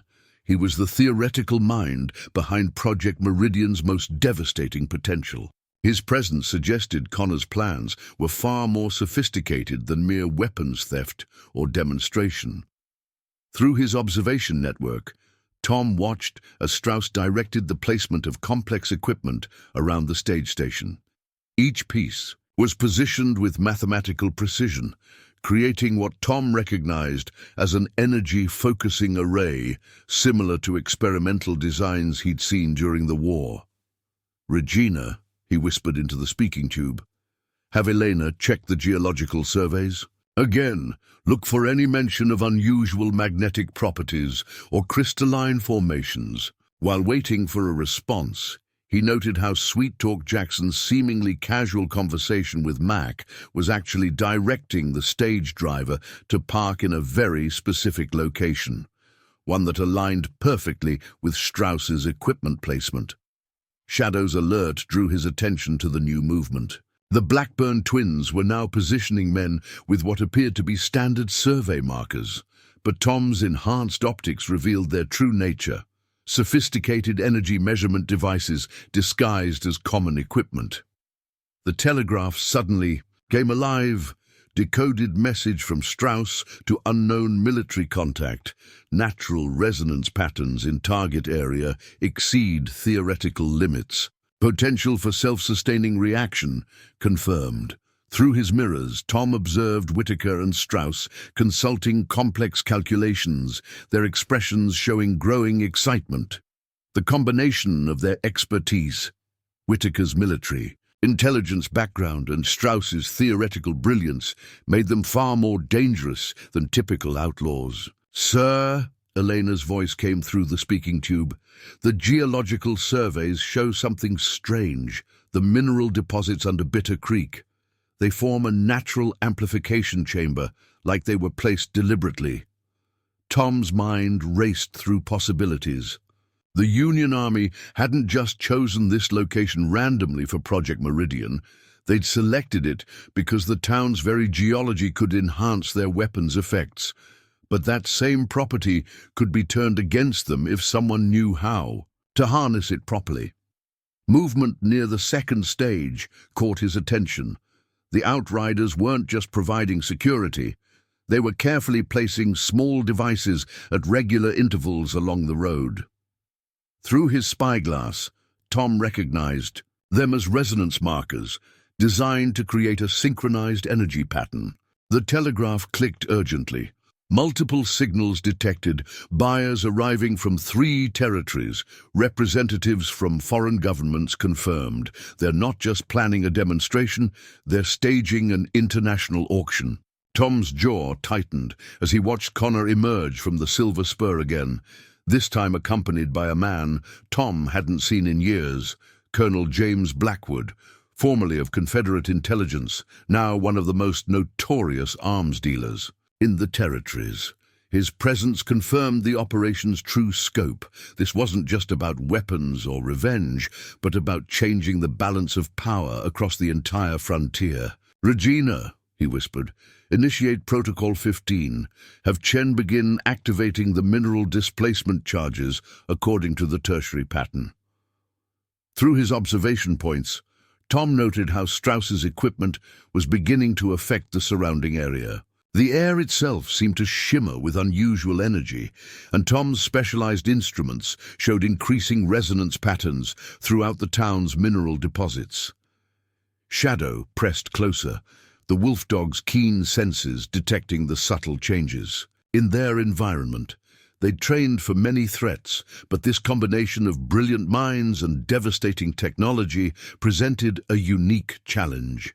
The telegraph rattled with new information.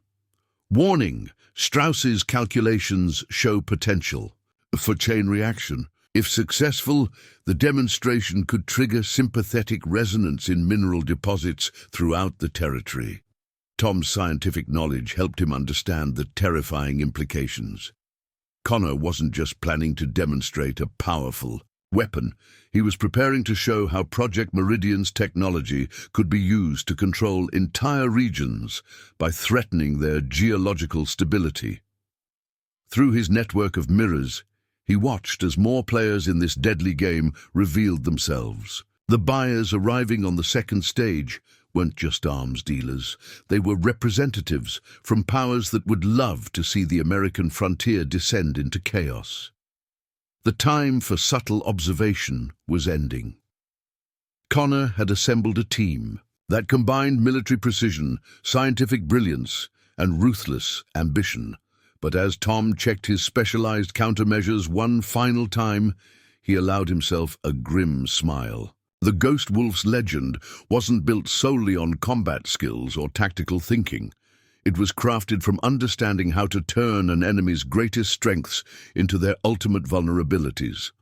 A subtle change in Shadow's posture alerted Tom to another development. Through his spyglass, he observed the arrival of a lone rider from the east, a woman dressed as a traveling photographer, her camera equipment suggesting nothing more than a passing artist. But Tom's trained eye caught the details others would miss. The way she handled her horse spoke of cavalry training, and her camera case was reinforced to military specifications. The telegraph clicked rapidly. Identity confirmed. Marie Laurent, former French military intelligence. specializes in weaponizing experimental technologies, known connection to European arms dealers. Tom's wartime intelligence experience helped him understand the implications. Laurent wasn't just another buyer. She represented European powers. Interested in destabilizing America's expansion westward, her presence elevated Connor's demonstration from a territorial threat to an international incident waiting to happen. Through his observation network, Tom watched as Laurent began setting up her equipment near the stage station.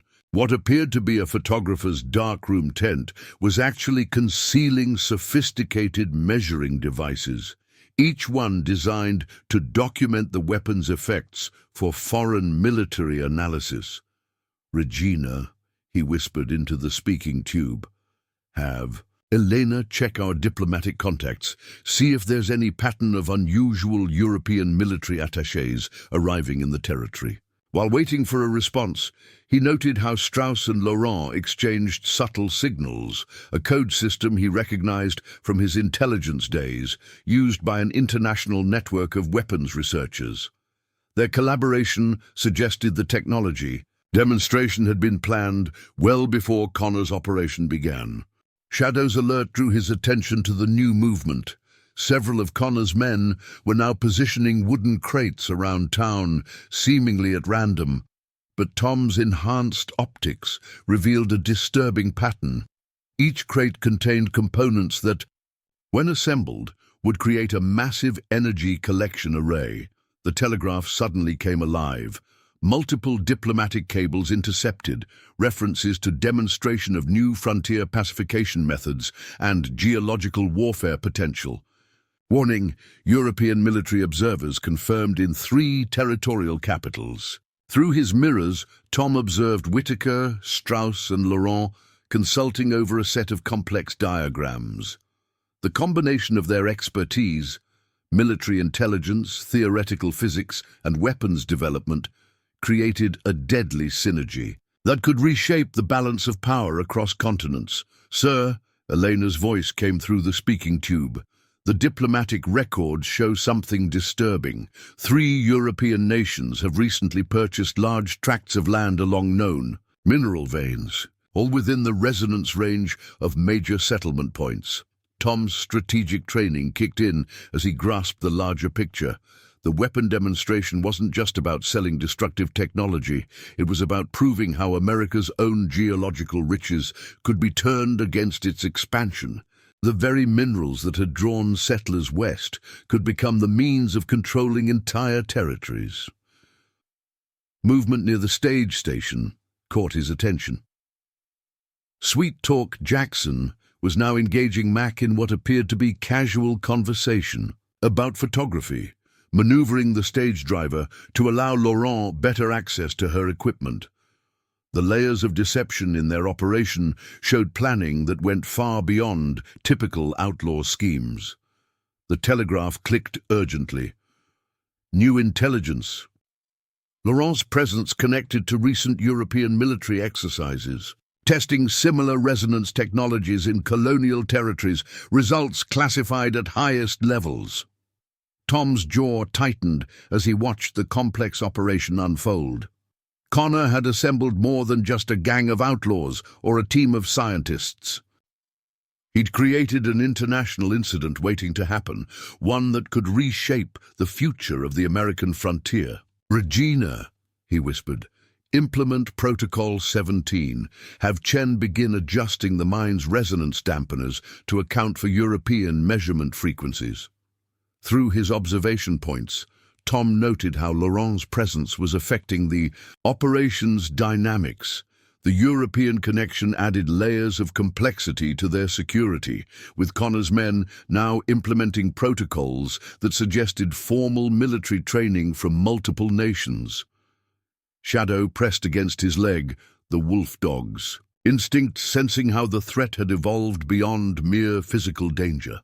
They were facing an operation that combined criminal expertise, scientific brilliance, and international intrigue, a combination that could turn Bitter Creek into ground zero for a new type of warfare. The telegraph rattled with new information. Warning: Laurent's equipment designed to document more than weapon effects. Analysis suggests capability to map entire territories for resonance vulnerability, potential for large-scale geological warfare. Tom's intelligence experience helped him understand the true stakes. Connor wasn't just planning to sell a powerful weapon. He was offering foreign powers the ability to control America's westward expansion through the threat of geological devastation. The demonstration in Bitter Creek would be just the beginning. Through his network of mirrors, he watched as more pieces of their plan fell into place. The seemingly random placement of equipment around town was creating a sophisticated measurement grid designed to provide Laurent's European contacts with everything. They'd need to replicate the weapon's effects across the frontier. The time for passive observation was ending. Connor had created something far more dangerous than a simple criminal operation. He'd assembled an international coalition that threatened to turn America's own territory into a weapon against its future. But as Tom checked his specialized countermeasures one final time, he allowed himself a cold smile. The Ghost Wolf's legend wasn't just about fighting outlaws or stopping robberies. It was built on understanding how to dismantle complex threats from the inside out, turning an enemy's careful preparations into the very means of their destruction. As the morning frost began to thaw, Tom's carefully constructed network of allies emerged from the shadows of Bitter Creek. Through his observation points, he watched as seemingly ordinary townspeople began implementing roles they'd rehearsed for years, each one a carefully chosen piece in his complex defensive strategy. Sarah Chen, Old Man Chen's granddaughter, moved through town with the causal grace of youth, her basket of fresh laundry providing perfect cover as she tracked Connor's men's movements. Few would suspect that the 16-year-old girl had spent years training in her grandfather's art of silent observation, or that her seemingly random routes through town followed precisely calculated patterns. The telegraph clicked softly. Message. From Northern Division, Marcus Fletcher arriving ahead of schedule, bringing specialized equipment from Chicago Arsenal. Tom allowed himself a slight smile. Fletcher had been one of his most reliable agents during the war, an expert in artillery and demolitions who'd helped design many of Tom's specialized countermeasures. His early arrival suggested their intelligence network had detected something that required immediate attention. Sarah's casual stroll past the Silver Spur revealed the first signs of trouble. Her subtle hand signal, masked as adjusting her hair ribbon, indicated that Connor's men were implementing some kind of energy measurement grid throughout the town. Each surveyor was actually placing sophisticated equipment at precise intervals. "Regina," Tom whispered into his speaking tube, "have Fletcher's team prepare the interference devices. We need to be ready when their grid activates." Through his observation network, he watched as more of his allies moved into position. Joshua Freeman, the town's blacksmith and former Buffalo soldier, was shoeing horses for Connor's men. Each horseshoe he fitted was specially designed to leave distinctive tracks that Tom's network could use to monitor their movements. But more importantly, the metal in those shoes had been treated with a unique process that would interfere with certain types of energy transmission. The telegraph suddenly came alive. Warning from Western Division. Catherine Vale reports anomalous equipment readings. Energy signatures match theoretical weapons research. Pattern suggests amplification capability. Tom's strategic mind processed the implications. Vale had been one of his most effective operatives, an expert in scientific intelligence gathering. If she'd detected unusual energy patterns, Connor's weapon demonstration might be more sophisticated than they'd anticipated.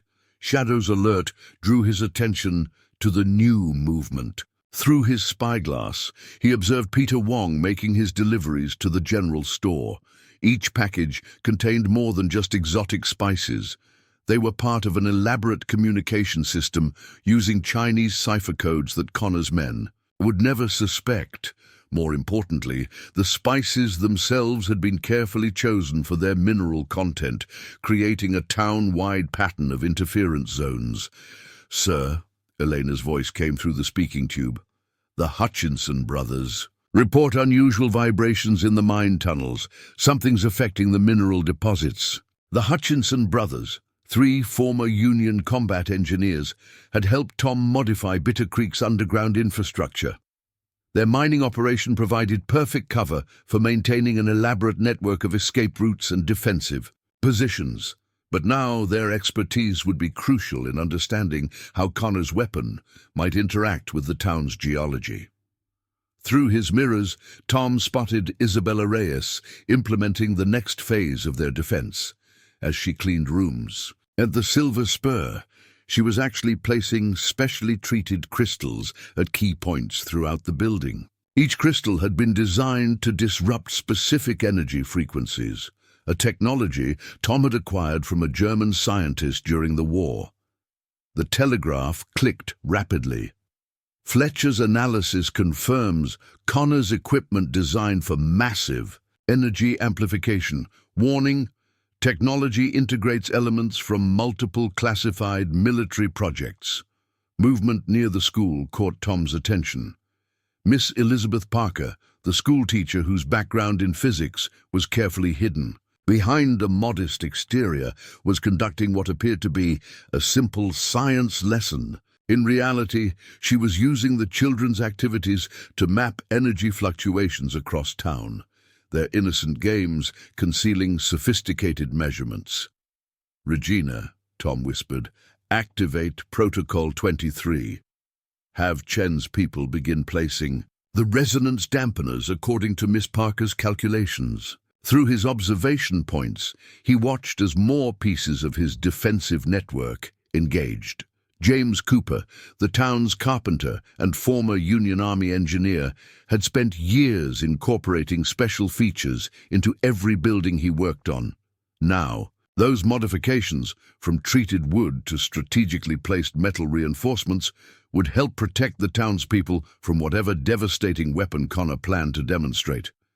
Shadow pressed close to Tom's side as they observed another layer of their network emerging. Reverend O'Malley, whose military chaplain background masked extensive experience with codes and ciphers, was preparing the church for Sunday services. Each hymn number he posted contained hidden messages for Tom's network, coordinating their movements throughout town. The telegraph rattled with new intelligence. Vale reports multiple energy signatures converging on Bitter Creek. Pattern suggests test phase of weapon deployment imminent. Tom's jaw tightened as he processed the information. His network had been designed to counter multiple threats, but the complexity of Connor's operation was pushing them to adapt quickly. The coordination between his allies would be crucial in the coming hours. Through his spyglass, he watched as Mary Hawkins implemented her part of the defense. Her restaurant's regular customers included several of Connor's men, giving her perfect opportunities to observe their conversations while serving meals. But more importantly, she was gradually exposing them to mineral-enriched food that would make them more detectable to Tom's tracking systems. "Time to coordinate our assets," Tom whispered to Shadow. The network they'd spent 15 years building was more than just a collection of individuals. It was a carefully crafted system designed to counter threats that most people couldn't even imagine. And as he watched his allies move into position, each one playing their crucial role, Tom knew that Connor's operation was about to encounter a level of resistance they'd never expected.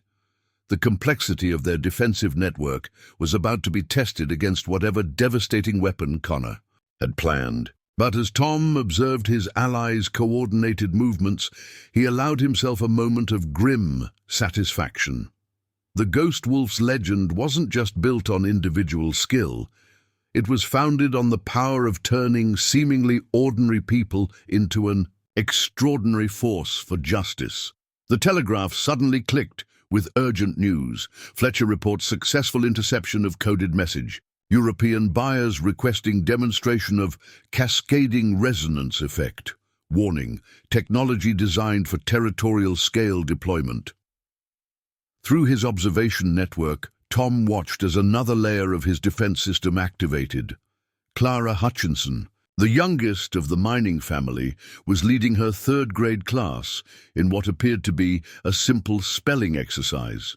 But the words they traced in their copybooks, frequency, resonance, amplitude, were actually creating a town-wide map of energy patterns that Miss Parker could analyze. "Regina," Tom whispered into the speaking tube, "have Wong begin distributing the treated tea leaves. We need every measurement point active before Fletcher arrives." Shadow's alert drew his attention to subtle movement near the bank. Thomas Blackwood, still maintaining his drunk act, had stumbled into one of Connor's surveyors, disrupting the man's equipment alignment. The apparent accident was actually a carefully timed intervention. The precise position of that device had suggested it was a key node in their energy grid. The telegraph clicked rapidly. Vale's analysis complete. Connor's weapon design incorporates elements from 3 different military research projects. Integration suggests capability for geometric amplification of natural phenomena. Tom's scientific training helped him grasp the implications. Connor wasn't just planning to demonstrate a powerful weapon. He was preparing to show how natural forces could be weaponized on an unprecedented scale. The coordination of Tom's network would be crucial in containing this threat. Through his mirrors, he observed Isabella Reyes implementing another layer of their defense. As she cleaned the Silver Spur's windows, each stroke of her cloth left behind a microscopic layer of treated crystal powder. The pattern of her cleaning would create a sophisticated detection grid, allowing them to track energy fluctuations throughout the building. "Sir," Elena's voice came through urgently, "Miss Parker's calculations show something disturbing. The energy grid they're creating, it's not just for weapon demonstration. The pattern suggests they're preparing for some kind of sustained resonance effect." Movement near the church caught Tom's attention. Reverend O'Malley was now arranging his church bulletin board, each posted notice containing coded instructions for different parts of their network. The seemingly random arrangement of announcements actually formed a complex tactical map of the town's defensive positions. The telegraph rattled with new information. Multiple signals detected. Connor's operation coordinating with teams in 3 other territories. References to synchronized demonstration and cascade testing.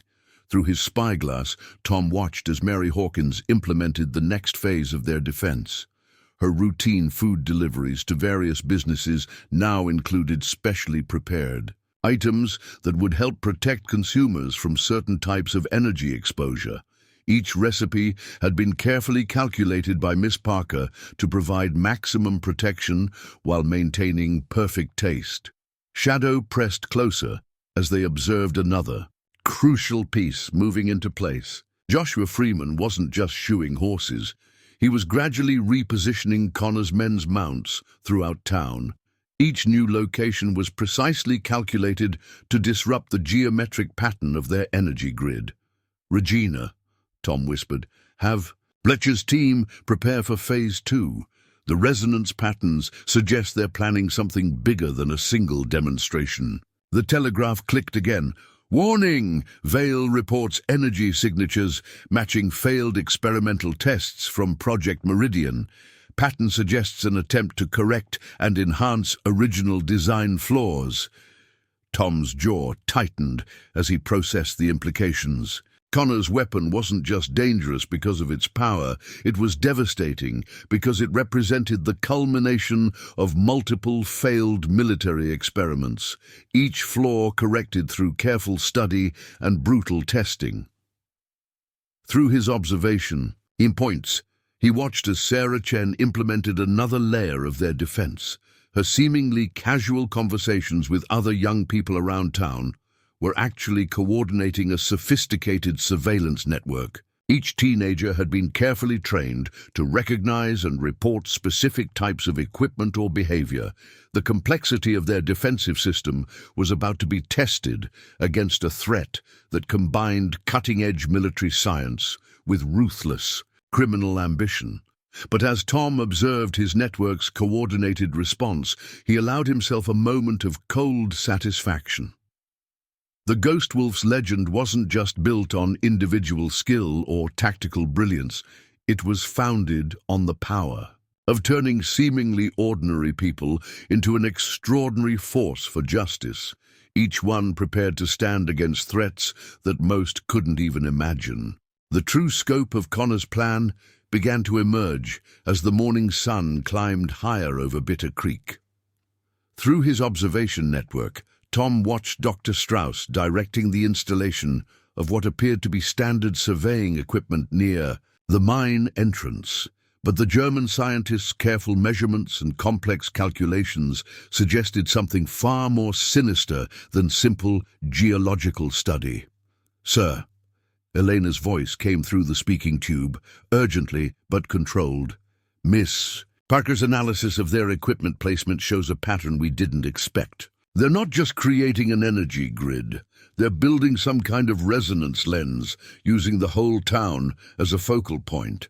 Tom's scientific training kicked in as he studied the implications. If Strauss had found a way to use Bitter Creek's unique mineral deposits as a natural amplifier, the weapon demonstration could have effects far beyond anything Project Meridian's original designers had imagined. The telegraph clicked rapidly. "Warning from Fletcher. Chicago Arsenal records show missing experimental components. Pattern matches theoretical designs for geological stabilization system. Technology intended for mining safety, repurposed for weapon applications." Through his mirrors, Tom observed Laurent consulting with Whitaker, their expressions showing growing excitement as they reviewed some kind of technical diagram. The French operative's presence had added layers of sophistication to their operation, suggesting this was more than just a weapon demonstration. Shadow's alert drew his attention to subtle movement near the bank. Several of Connor's men were unloading what appeared to be standard mining equipment, but Tom's enhanced optics revealed their true nature. Each piece was part of a larger system designed to tap into and redirect natural energy flows. "Regina," Tom whispered, "have Vale's team analyze the equipment manifests. Look for anything connected to the Chicago Arsenal Seismic Research Division." While waiting for a response, he noted how Strauss's men were positioning their devices according to a precise geometric pattern. Each point aligned perfectly with natural features around town: the church steeple, the mine entrance, even the water tower. They weren't just setting up equipment, they were creating some kind of massive energy collection array. The telegraph suddenly came alive, multiple signals intercepted, Connor coordinating with unknown military contacts, references to Project Eclipse and resonance mapping. Warning: technology designed for strategic territorial control. Through his spyglass, Tom watched as more pieces of their plan became clear. The fake Captain Miller wasn't just providing military cover. He was actively coordinating with other imposters throughout the territory. Their presence suggested this demonstration was meant to prove the weapon's effectiveness for large-scale deployment. "Sir," Eleanor's voice returned, tense with concern, "Vale's analysis shows something disturbing. The mining equipment they're installing. It matches designs from a classified War Department project, something called Operation Earthshaker." Tom's jaw tightened as he processed the information. Operation Earthshaker had been one of the military's most closely guarded secrets, an attempt to develop weapons that could trigger or prevent natural disasters. The project had been shut down after early tests proved too dangerous to control. Movement near the Silver Spur drew his attention. Sweet Talk Jackson was engaged in seemingly casual conversation with several European buyers, but Tom's observation revealed the truth. The killer wasn't just making small talk. He was describing specific geological features around Bitter Creek, each one crucial to their weapons' effectiveness. The telegraph clicked urgently. Fletcher reports critical discovery. Chicago. Arsenal records mention resonance cascade potential. Similar patterns detected in Strauss's equipment configuration, technology designed to create self-sustaining reactions. Through his network of mirrors, Tom observed Connor consulting with his key lieutenants. The Outlaws' expression showed cold satisfaction as Strauss explained something using complex mathematical formulae. Whatever they were planning, it went. Far beyond simple revenge or weapons dealing. Shadow pressed closer as they watched Laurent directing the placement of more equipment. Each piece was positioned with scientific precision, creating what Tom recognized as an energy-focusing array similar to designs he'd seen in classified European military documents during the war. "Regina," he whispered into the speaking tube. "Have Miss Parker begin calculating the potential blast radius if their system achieves full resonance. We need to know exactly what we're dealing with." The telegraph rattled with new intelligence. Vale confirms Connor's operation matches pattern of classified weapons development program. Technology designed to weaponize natural geological processes. Warning, potential for continental scale effects if successfully deployed. Tom's strategic mind raced through implications as he watched their plan unfold. Connor hadn't just gathered weapons and buyers, he'd assembled everything needed to demonstrate a new type of warfare. One that could turn America's own geological riches into a weapon against its expansion. Through his observation points, he noted how Strauss's equipment was beginning to affect the surrounding area. The air itself seemed to shimmer with unusual energy, and his specialized instruments showed increasing harmonic patterns throughout the town's mineral deposits. The telegraph clicked again. Multiple signals detected. European military observers confirmed in 3 territorial capitals, waiting for demonstration results before committing to purchase. Movement near the mine entrance caught Tom's attention. The Blackburn twins were now positioning men with what appeared to be standard survey markers, but Tom's enhanced optics revealed their true nature. Each marker contained sophisticated measuring devices designed to document the weapon's effects for potential buyers. "Sir," Eleanor's voice came through urgently, "Miss Parker's calculations are complete. If their resonance system achieves full power, the effects could trigger sympathetic reactions in mineral deposits throughout the entire territory." Tom's scientific knowledge helped him grasp the terrifying implications.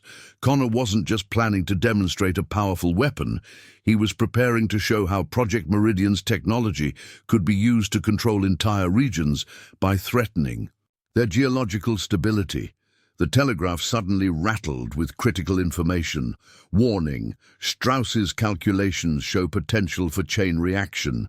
If successful, the demonstration could trigger synchronized resonance patterns across multiple mineral deposits. Through his network of mirrors, Tom watched as Laurent consulted with several European buyers. Her presentation wasn't just about the weapon's immediate effects. She was explaining how the technology could be used to control territory without traditional military occupation. Shadow's alert drew his attention to the new movement. Connor himself was now directing the final phase of their preparation, his cold satisfaction suggesting everything was proceeding according to plan.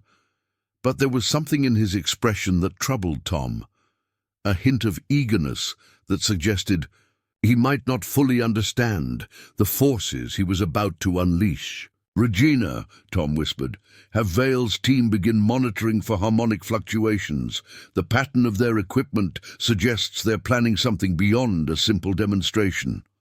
The telegraph clicked urgently. Fletcher reports critical. Discovery. Chicago Arsenal records show Project Meridian was shut down after detecting uncontrollable amplification effect. Connor's modifications are designed to enhance rather than prevent this phenomenon. Through his observation points, Tom noted how Strauss's equipment was creating subtle changes in the surrounding environment. The very ground seemed to pulse with strange energy, and his specialized instruments showed increasing resonance patterns.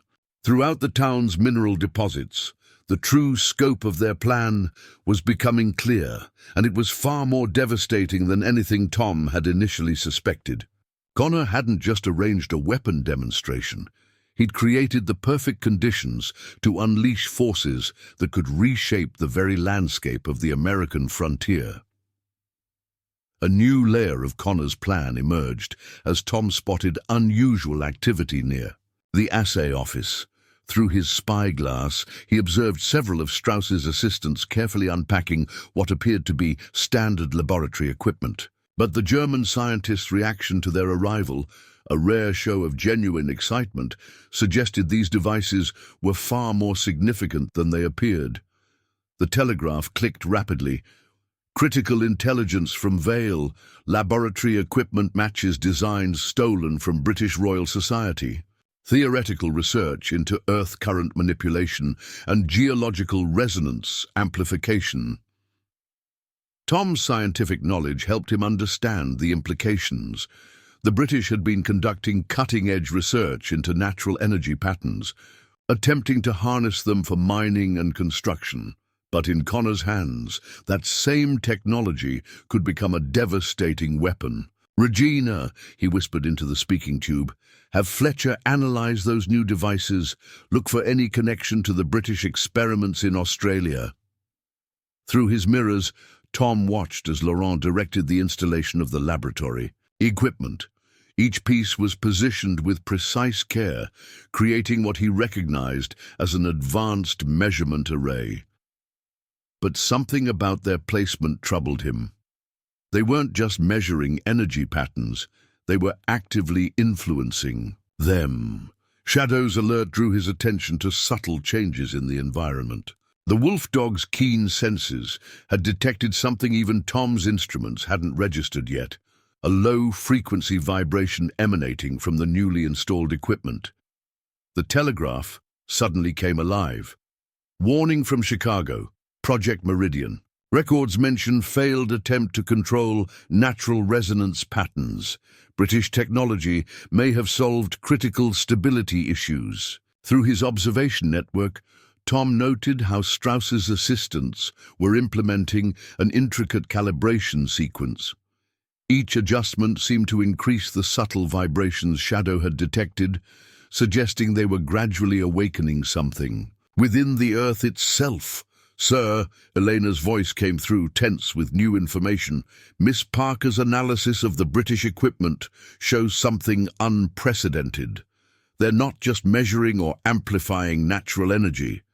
They're creating artificial resonance patterns that interact with existing geological formations." Movement near the bank caught Tom's attention. The fake Captain Miller was now coordinating with several men who displayed surprising familiarity with the scientific equipment. Their presence suggested military interest in British technology. Extended beyond simple observation, the telegraph clicked urgently. Multiple signals detected. Connor's operation linked to a series of mysterious geological disturbances across territory. Pattern suggests weapon testing disguised as natural phenomena. Tom's jaw tightened as he processed the implications. Connor hadn't just assembled the equipment for a demonstration. He'd already been testing components of the weapon system throughout the territory, using natural features to mask their true nature. Through his spyglass, he observed Strauss consulting with Laurent over a series of complex calculations. The German scientist's expression showed growing excitement as he pointed out specific figures, suggesting they'd achieved some crucial breakthrough in combining the British and American technologies. "Regina," he whispered, "have Vale's team check for any unusual geological events near known mineral deposits over the past year. Look for patterns that might match their testing sequence." The telegraph rattled with new information. "Fletcher reports critical discovery. British technology designed to create self-sustaining resonance effects. Once initiated, reaction continues without additional energy input." Through his network of mirrors, Tom watched as more pieces of their plan became clear. The laboratory equipment wasn't just for measuring the weapon's effects. It was designed to trigger a chain reaction that could continue long after the initial demonstration. Shadow pressed closer as they observed another disturbing development. The subtle vibrations were beginning to affect Connor's men in unexpected ways. Several showed signs of disorientation, suggesting exposure to the energy fields might have psychological as well as physical effects. The telegraph clicked rapidly. Vale confirms, recent geological surveys show unusual changes in mineral composition throughout territory. Patterns suggest long-term exposure to artificial resonance fields. Tom's scientific training helped him grasp the horrifying implications. Connor wasn't just planning to demonstrate a weapon, he was preparing to unleash forces that could permanently alter the geological stability of the entire frontier. The British technology had provided the missing piece they needed to make Project Meridian's theoretical potential into a devastating reality. Through his observation points, he noted how the laboratory equipment was beginning to influence Strauss's original energy grid. The two systems were synchronizing in ways that suggested careful pre-planning. Every piece of their operation had been calculated to create maximum effect with minimum chance of detection. The true scope of Connor's plan was far more insidious than mere revenge or profit. He wasn't just selling a weapon. He was offering foreign powers the ability to reshape the very foundations of American territory. The demonstration in Bitter Creek would be just the first step in a process that could change the face of warfare forever. The morning's usual bustle in Bitter Creek took on a different tenor as the townspeople began to sense the growing tension. Through his observation network, Tom watched as his carefully prepared community defense plans activated, each citizen playing their part in protecting their home from a threat most of them didn't fully understand. Sheriff Wade Cooper stood on the jailhouse porch, his casual stance masking growing concern as he observed Connor's men moving through town. The lawman had noticed subtle changes in their behavior, increasing agitation, unexplained headaches, moments of disorientation, effects that matched Miss Parker's predictions about exposure to the weapon's energy fields. The telegraph clicked, softly. Warning from Marcus Fletcher, energy readings near populated areas showing dangerous fluctuations. Civilian exposure could have severe consequences. Through his mirrors, Tom spotted young Jimmy Chen, Sarah's 12-year-old brother, implementing the children's evacuation protocol they'd rehearsed as a fire drill over the past year. The boys' games of tag and hide-and-seek were actually organizing the town's children into pre-arranged groups, ready to move to shelter at a moment's notice. "Regina," Tom whispered into his speaking tube, "have Doc Bennett begin distributing the treated water supplies. We need to start building up people's resistance to the energy effects." While waiting for confirmation, he observed Martha Sullivan, who ran the town's boarding house, carefully directing her guests away from areas where Strauss's equipment showed the strongest readings. Her seemingly helpful suggestions about the best views of town were actually part of a sophisticated civilian protection strategy. Shadow's alert drew his attention to movement near the school. Miss Parker had noticed some of her students showing early signs of energy exposure. Subtle tremors, unusual sensitivity to sound, momentary lapses in concentration. Her special study session was actually getting vulnerable children to safer locations. The Telegraph suddenly came alive. Vale reports critical development, energy patterns affecting civilian population more rapidly than predicted. Warning, prolonged exposure could cause permanent neurological changes. Through his spyglass, Tom watched as more townspeople began implementing their assigned roles in the community defense plan. Old Man Wagner, the town drunk who was actually a former military physician, had started warning people away from certain areas, his apparent ramblings containing coded warnings about dangerous energy concentrations. "Sir," Elena's voice came through urgently. "Doc Bennett's reporting unusual symptoms among patients near the bank. The energy fields are affecting people differently based on their proximity to mineral deposits." Movement near the church caught Tom's attention. Reverend O'Malley had begun ringing the bells for morning prayers, but the specific pattern of rings was actually coordinating the town's defensive movements. Each sequence signaled different groups of citizens to implement pre-arranged protection. Protocols. The Telegraph clicked rapidly. Fletcher's analysis confirms civilian exposure to energy fields could have generational effects. Technology designed to create long-term changes in affected populations. Tom's medical training from his army days helped him understand the implications. Connor's weapon wasn't just dangerous for its immediate effects. It could fundamentally alter the physiology of anyone exposed to its influence. The entire town was at risk of becoming an unwitting experiment in human transformation. Through his observation network, he watched as Regina Martinez implemented the next phase of civilian protection. Her general store's special sale on certain items was actually distributing supplies treated to help resist the weapon's effects. Each purchase was carefully calculated to provide maximum protection to different parts of town.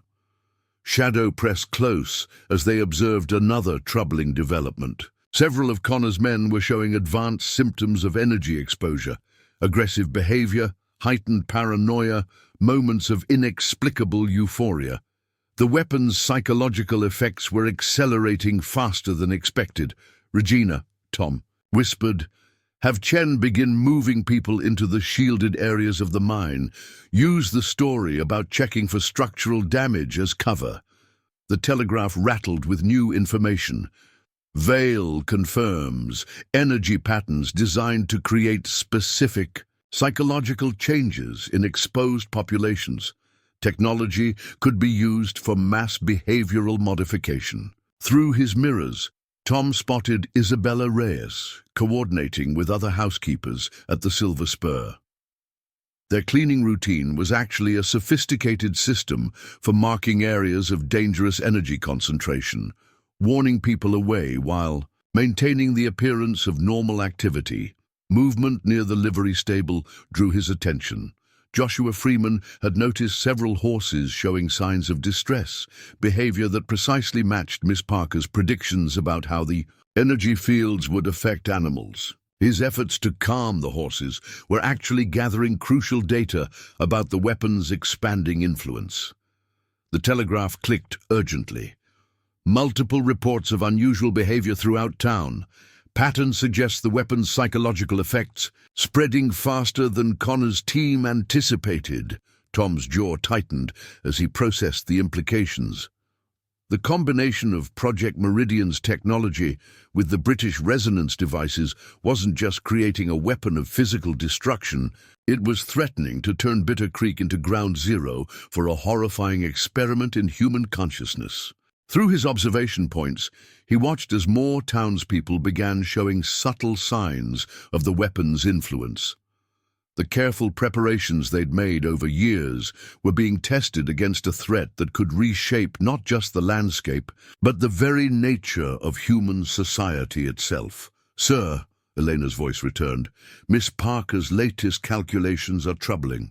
The energy fields aren't just affecting people physically and mentally. They're creating some kind of self-reinforcing pattern. The more people exposed, the stronger the effect becomes." The telegraph sparked with critical information. Fletcher reports crucial discovery. Technology designed to create permanent changes in affected populations. Effects potentially inheritable through multiple generations.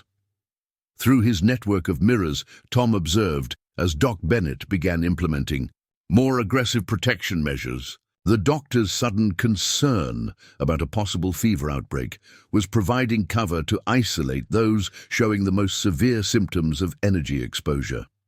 Shadow's alert drew his attention to the new movement. Young Sarah Chen had noticed something disturbing. The town's children were becoming increasingly sensitive to the energy fields, showing signs of awareness that adults seemed to miss. Their games were unconsciously adapting to avoid the strongest energy concentrations. The true horror of Connor's plan was becoming clear. The weapon demonstration wasn't just about proving its destructive potential. It was about showing how it could be used to fundamentally alter entire populations. Bitter Creek wasn't just facing physical destruction. It was at risk of becoming the first test case in a new type of warfare that targeted the very essence of human consciousness. A new dimension of the crisis emerged as Tom observed activity near the schoolhouse. Miss Parker's students weren't just showing increased sensitivity to the energy fields, they were beginning to demonstrate unusual abilities. Several children had started drawing intricate geometric patterns that matched Strauss's equipment configurations, despite having no way to see them. The telegraph clicked rapidly. Critical alert from Vale. Child sensitivity to energy fields. Matches classified research patterns. Similar effects documented in Project Meridian's early phases before military shutdown. Through his mirrors, Tom watched as Martha Sullivan implemented another layer of civilian protection. Her boarding house's daily routines were being subtly modified to keep guests away from the strongest energy concentrations. Even the furniture arrangement was carefully calculated to provide maximum shielding. "Regina," he whispered into the speaking tube, "have Doc Bennett check the children's drawings, compare them to the energy mapping data from Miss Parker's instruments." While waiting for confirmation, he noted how the town's animals were providing crucial early warning signs. Cats had completely abandoned certain areas of town, while birds were flying in unusually precise patterns around Strauss's equipment locations. Even the insects seemed to be responding to the invisible energy grid. Shadow's alert drew his attention to the new movement. Through his spyglass, he observed Joshua Freeman dealing with an unexpected development. The horses in his stable were showing signs of increased intelligence, responding to commands they hadn't been trained to understand. The telegraph suddenly came alive. Fletcher reports disturbing pattern. Energy field exposure, creating synchronized behavior in affected populations. Groups begin to act with unconscious coordination. Tom's medical knowledge helped him grasp the implications. The weapon wasn't just affecting individuals, it was somehow influencing collective behavior. He watched as groups of townspeople, unconsciously, adjusted their movements to avoid energy concentrations they couldn't possibly detect. "Sir," Eleanor's voice came through urgently. "Doc Bennett's latest reports show something unprecedented. The protective measures we implemented, they're not just blocking the energy effects. In some cases, they're allowing people to consciously perceive them." Movement near the church caught Tom's attention.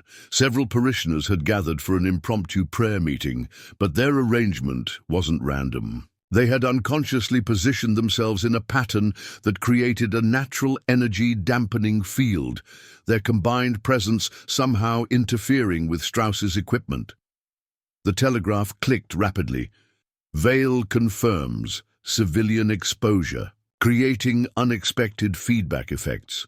Population's collective response beginning to influence weapons' energy patterns.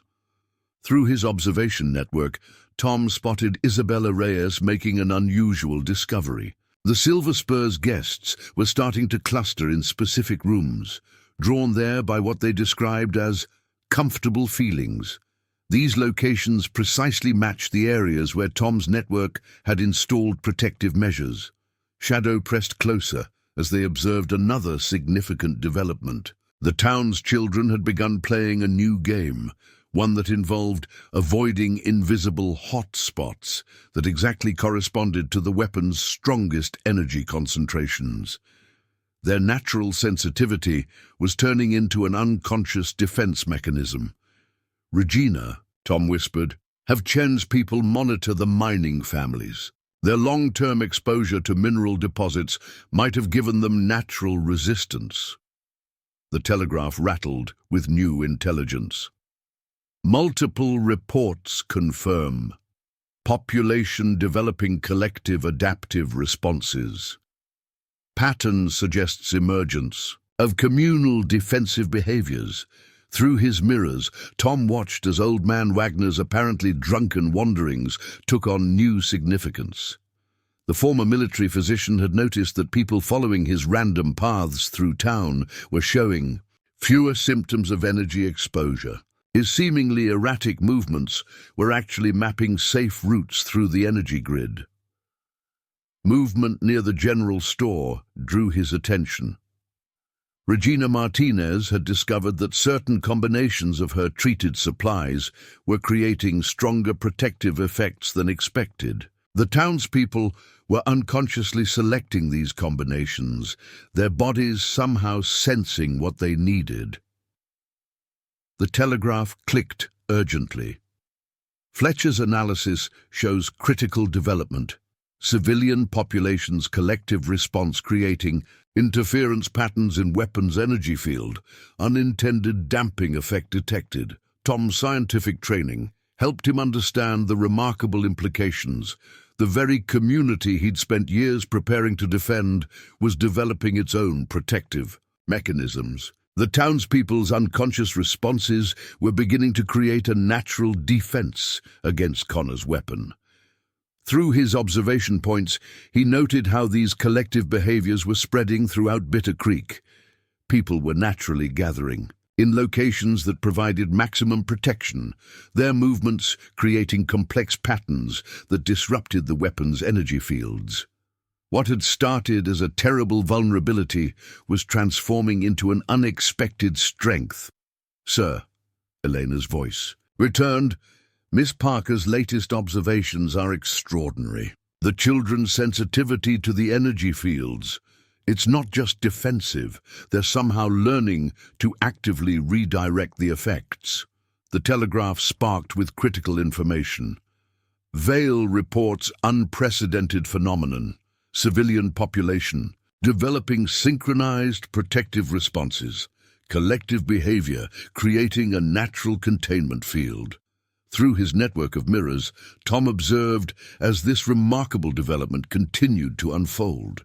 The very weapon that Connor had intended to use for control and destruction was inadvertently awakening something powerful within the community.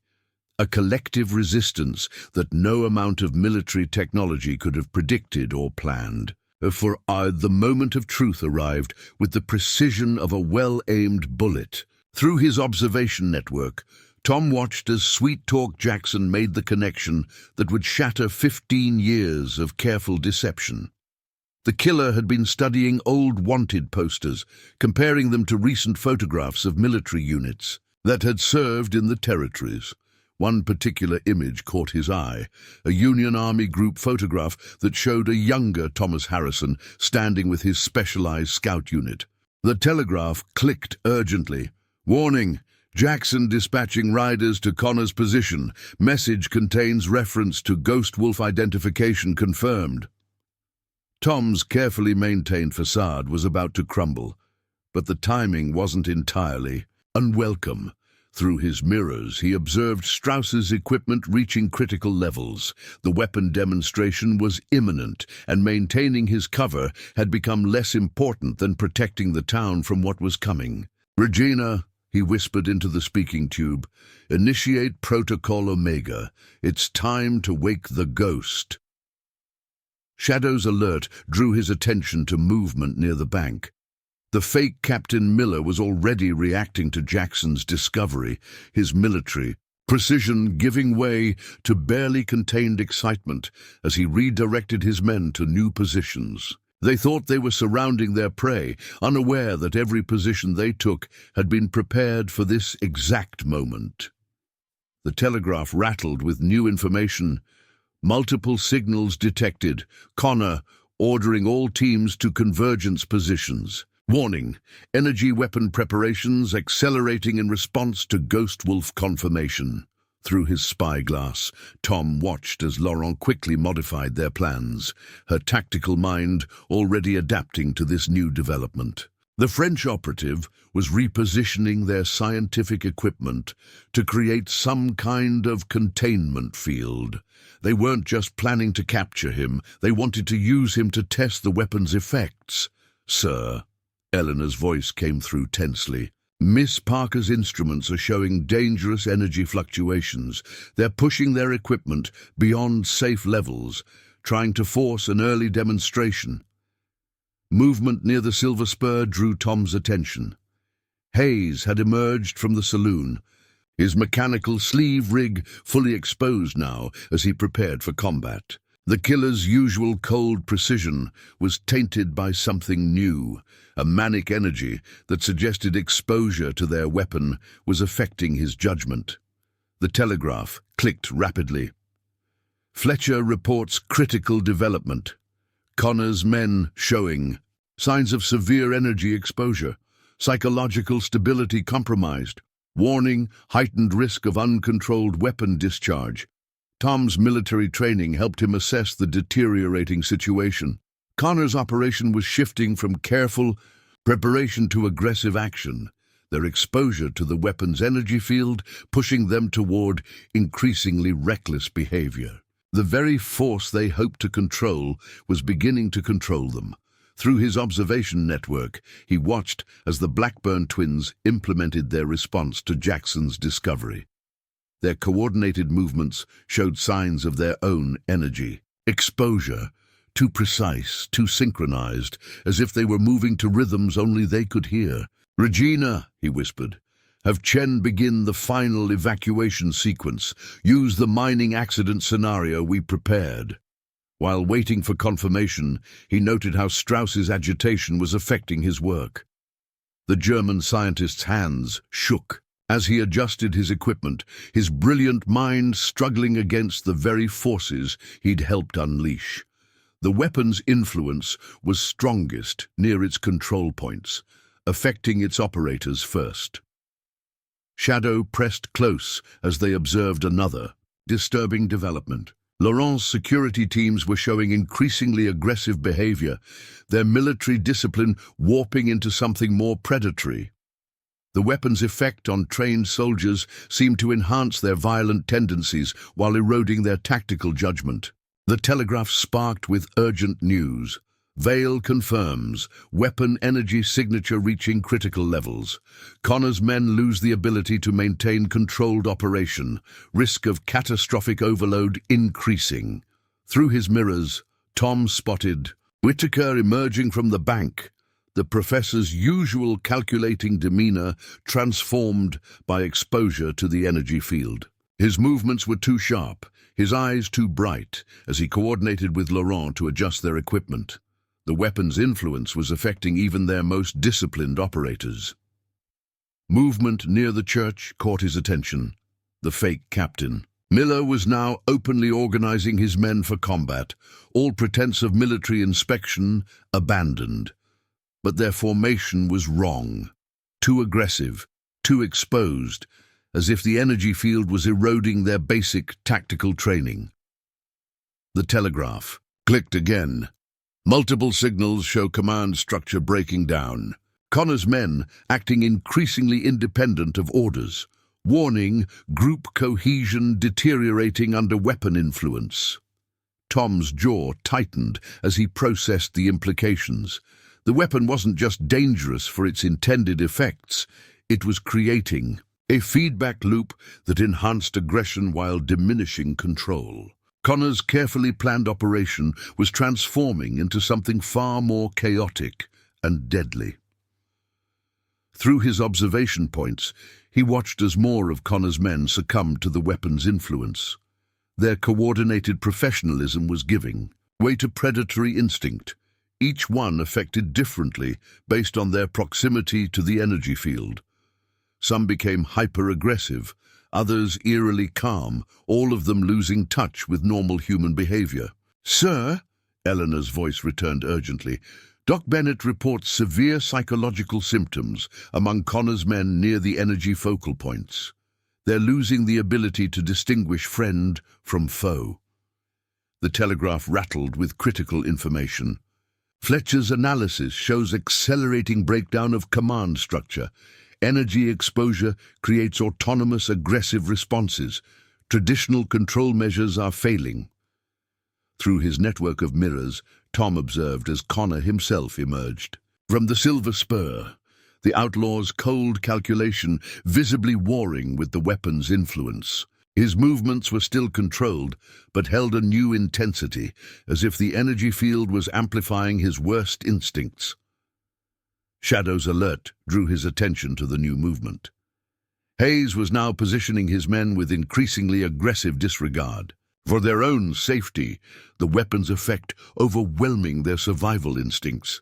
The carefully planned operation was devolving into something far more dangerous. A group of armed men losing their humanity to forces they couldn't understand. The telegraph clicked urgently. Vale reports critical threshold reached. Weapon. Energy field creating autonomous response patterns in exposed individuals. Warning, system approaching uncontrolled cascade effect. Tom's scientific knowledge helped him grasp the terrifying implications.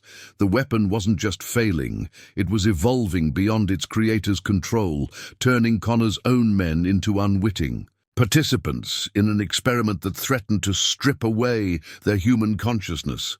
The moment had come. Maintaining his cover was no longer an option.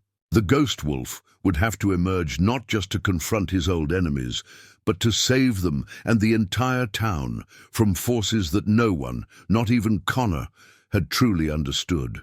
The time for hiding in shadows was over. Now was the time to step into the light and remind them why some legends are born from necessity rather than choice. Up next, you've got two more standout stories right on your screen. If this one hits the mark, you won't want to pass these up. Just click and check them out. And don't forget to subscribe and turn on the notification bell so you don't miss any upload from us.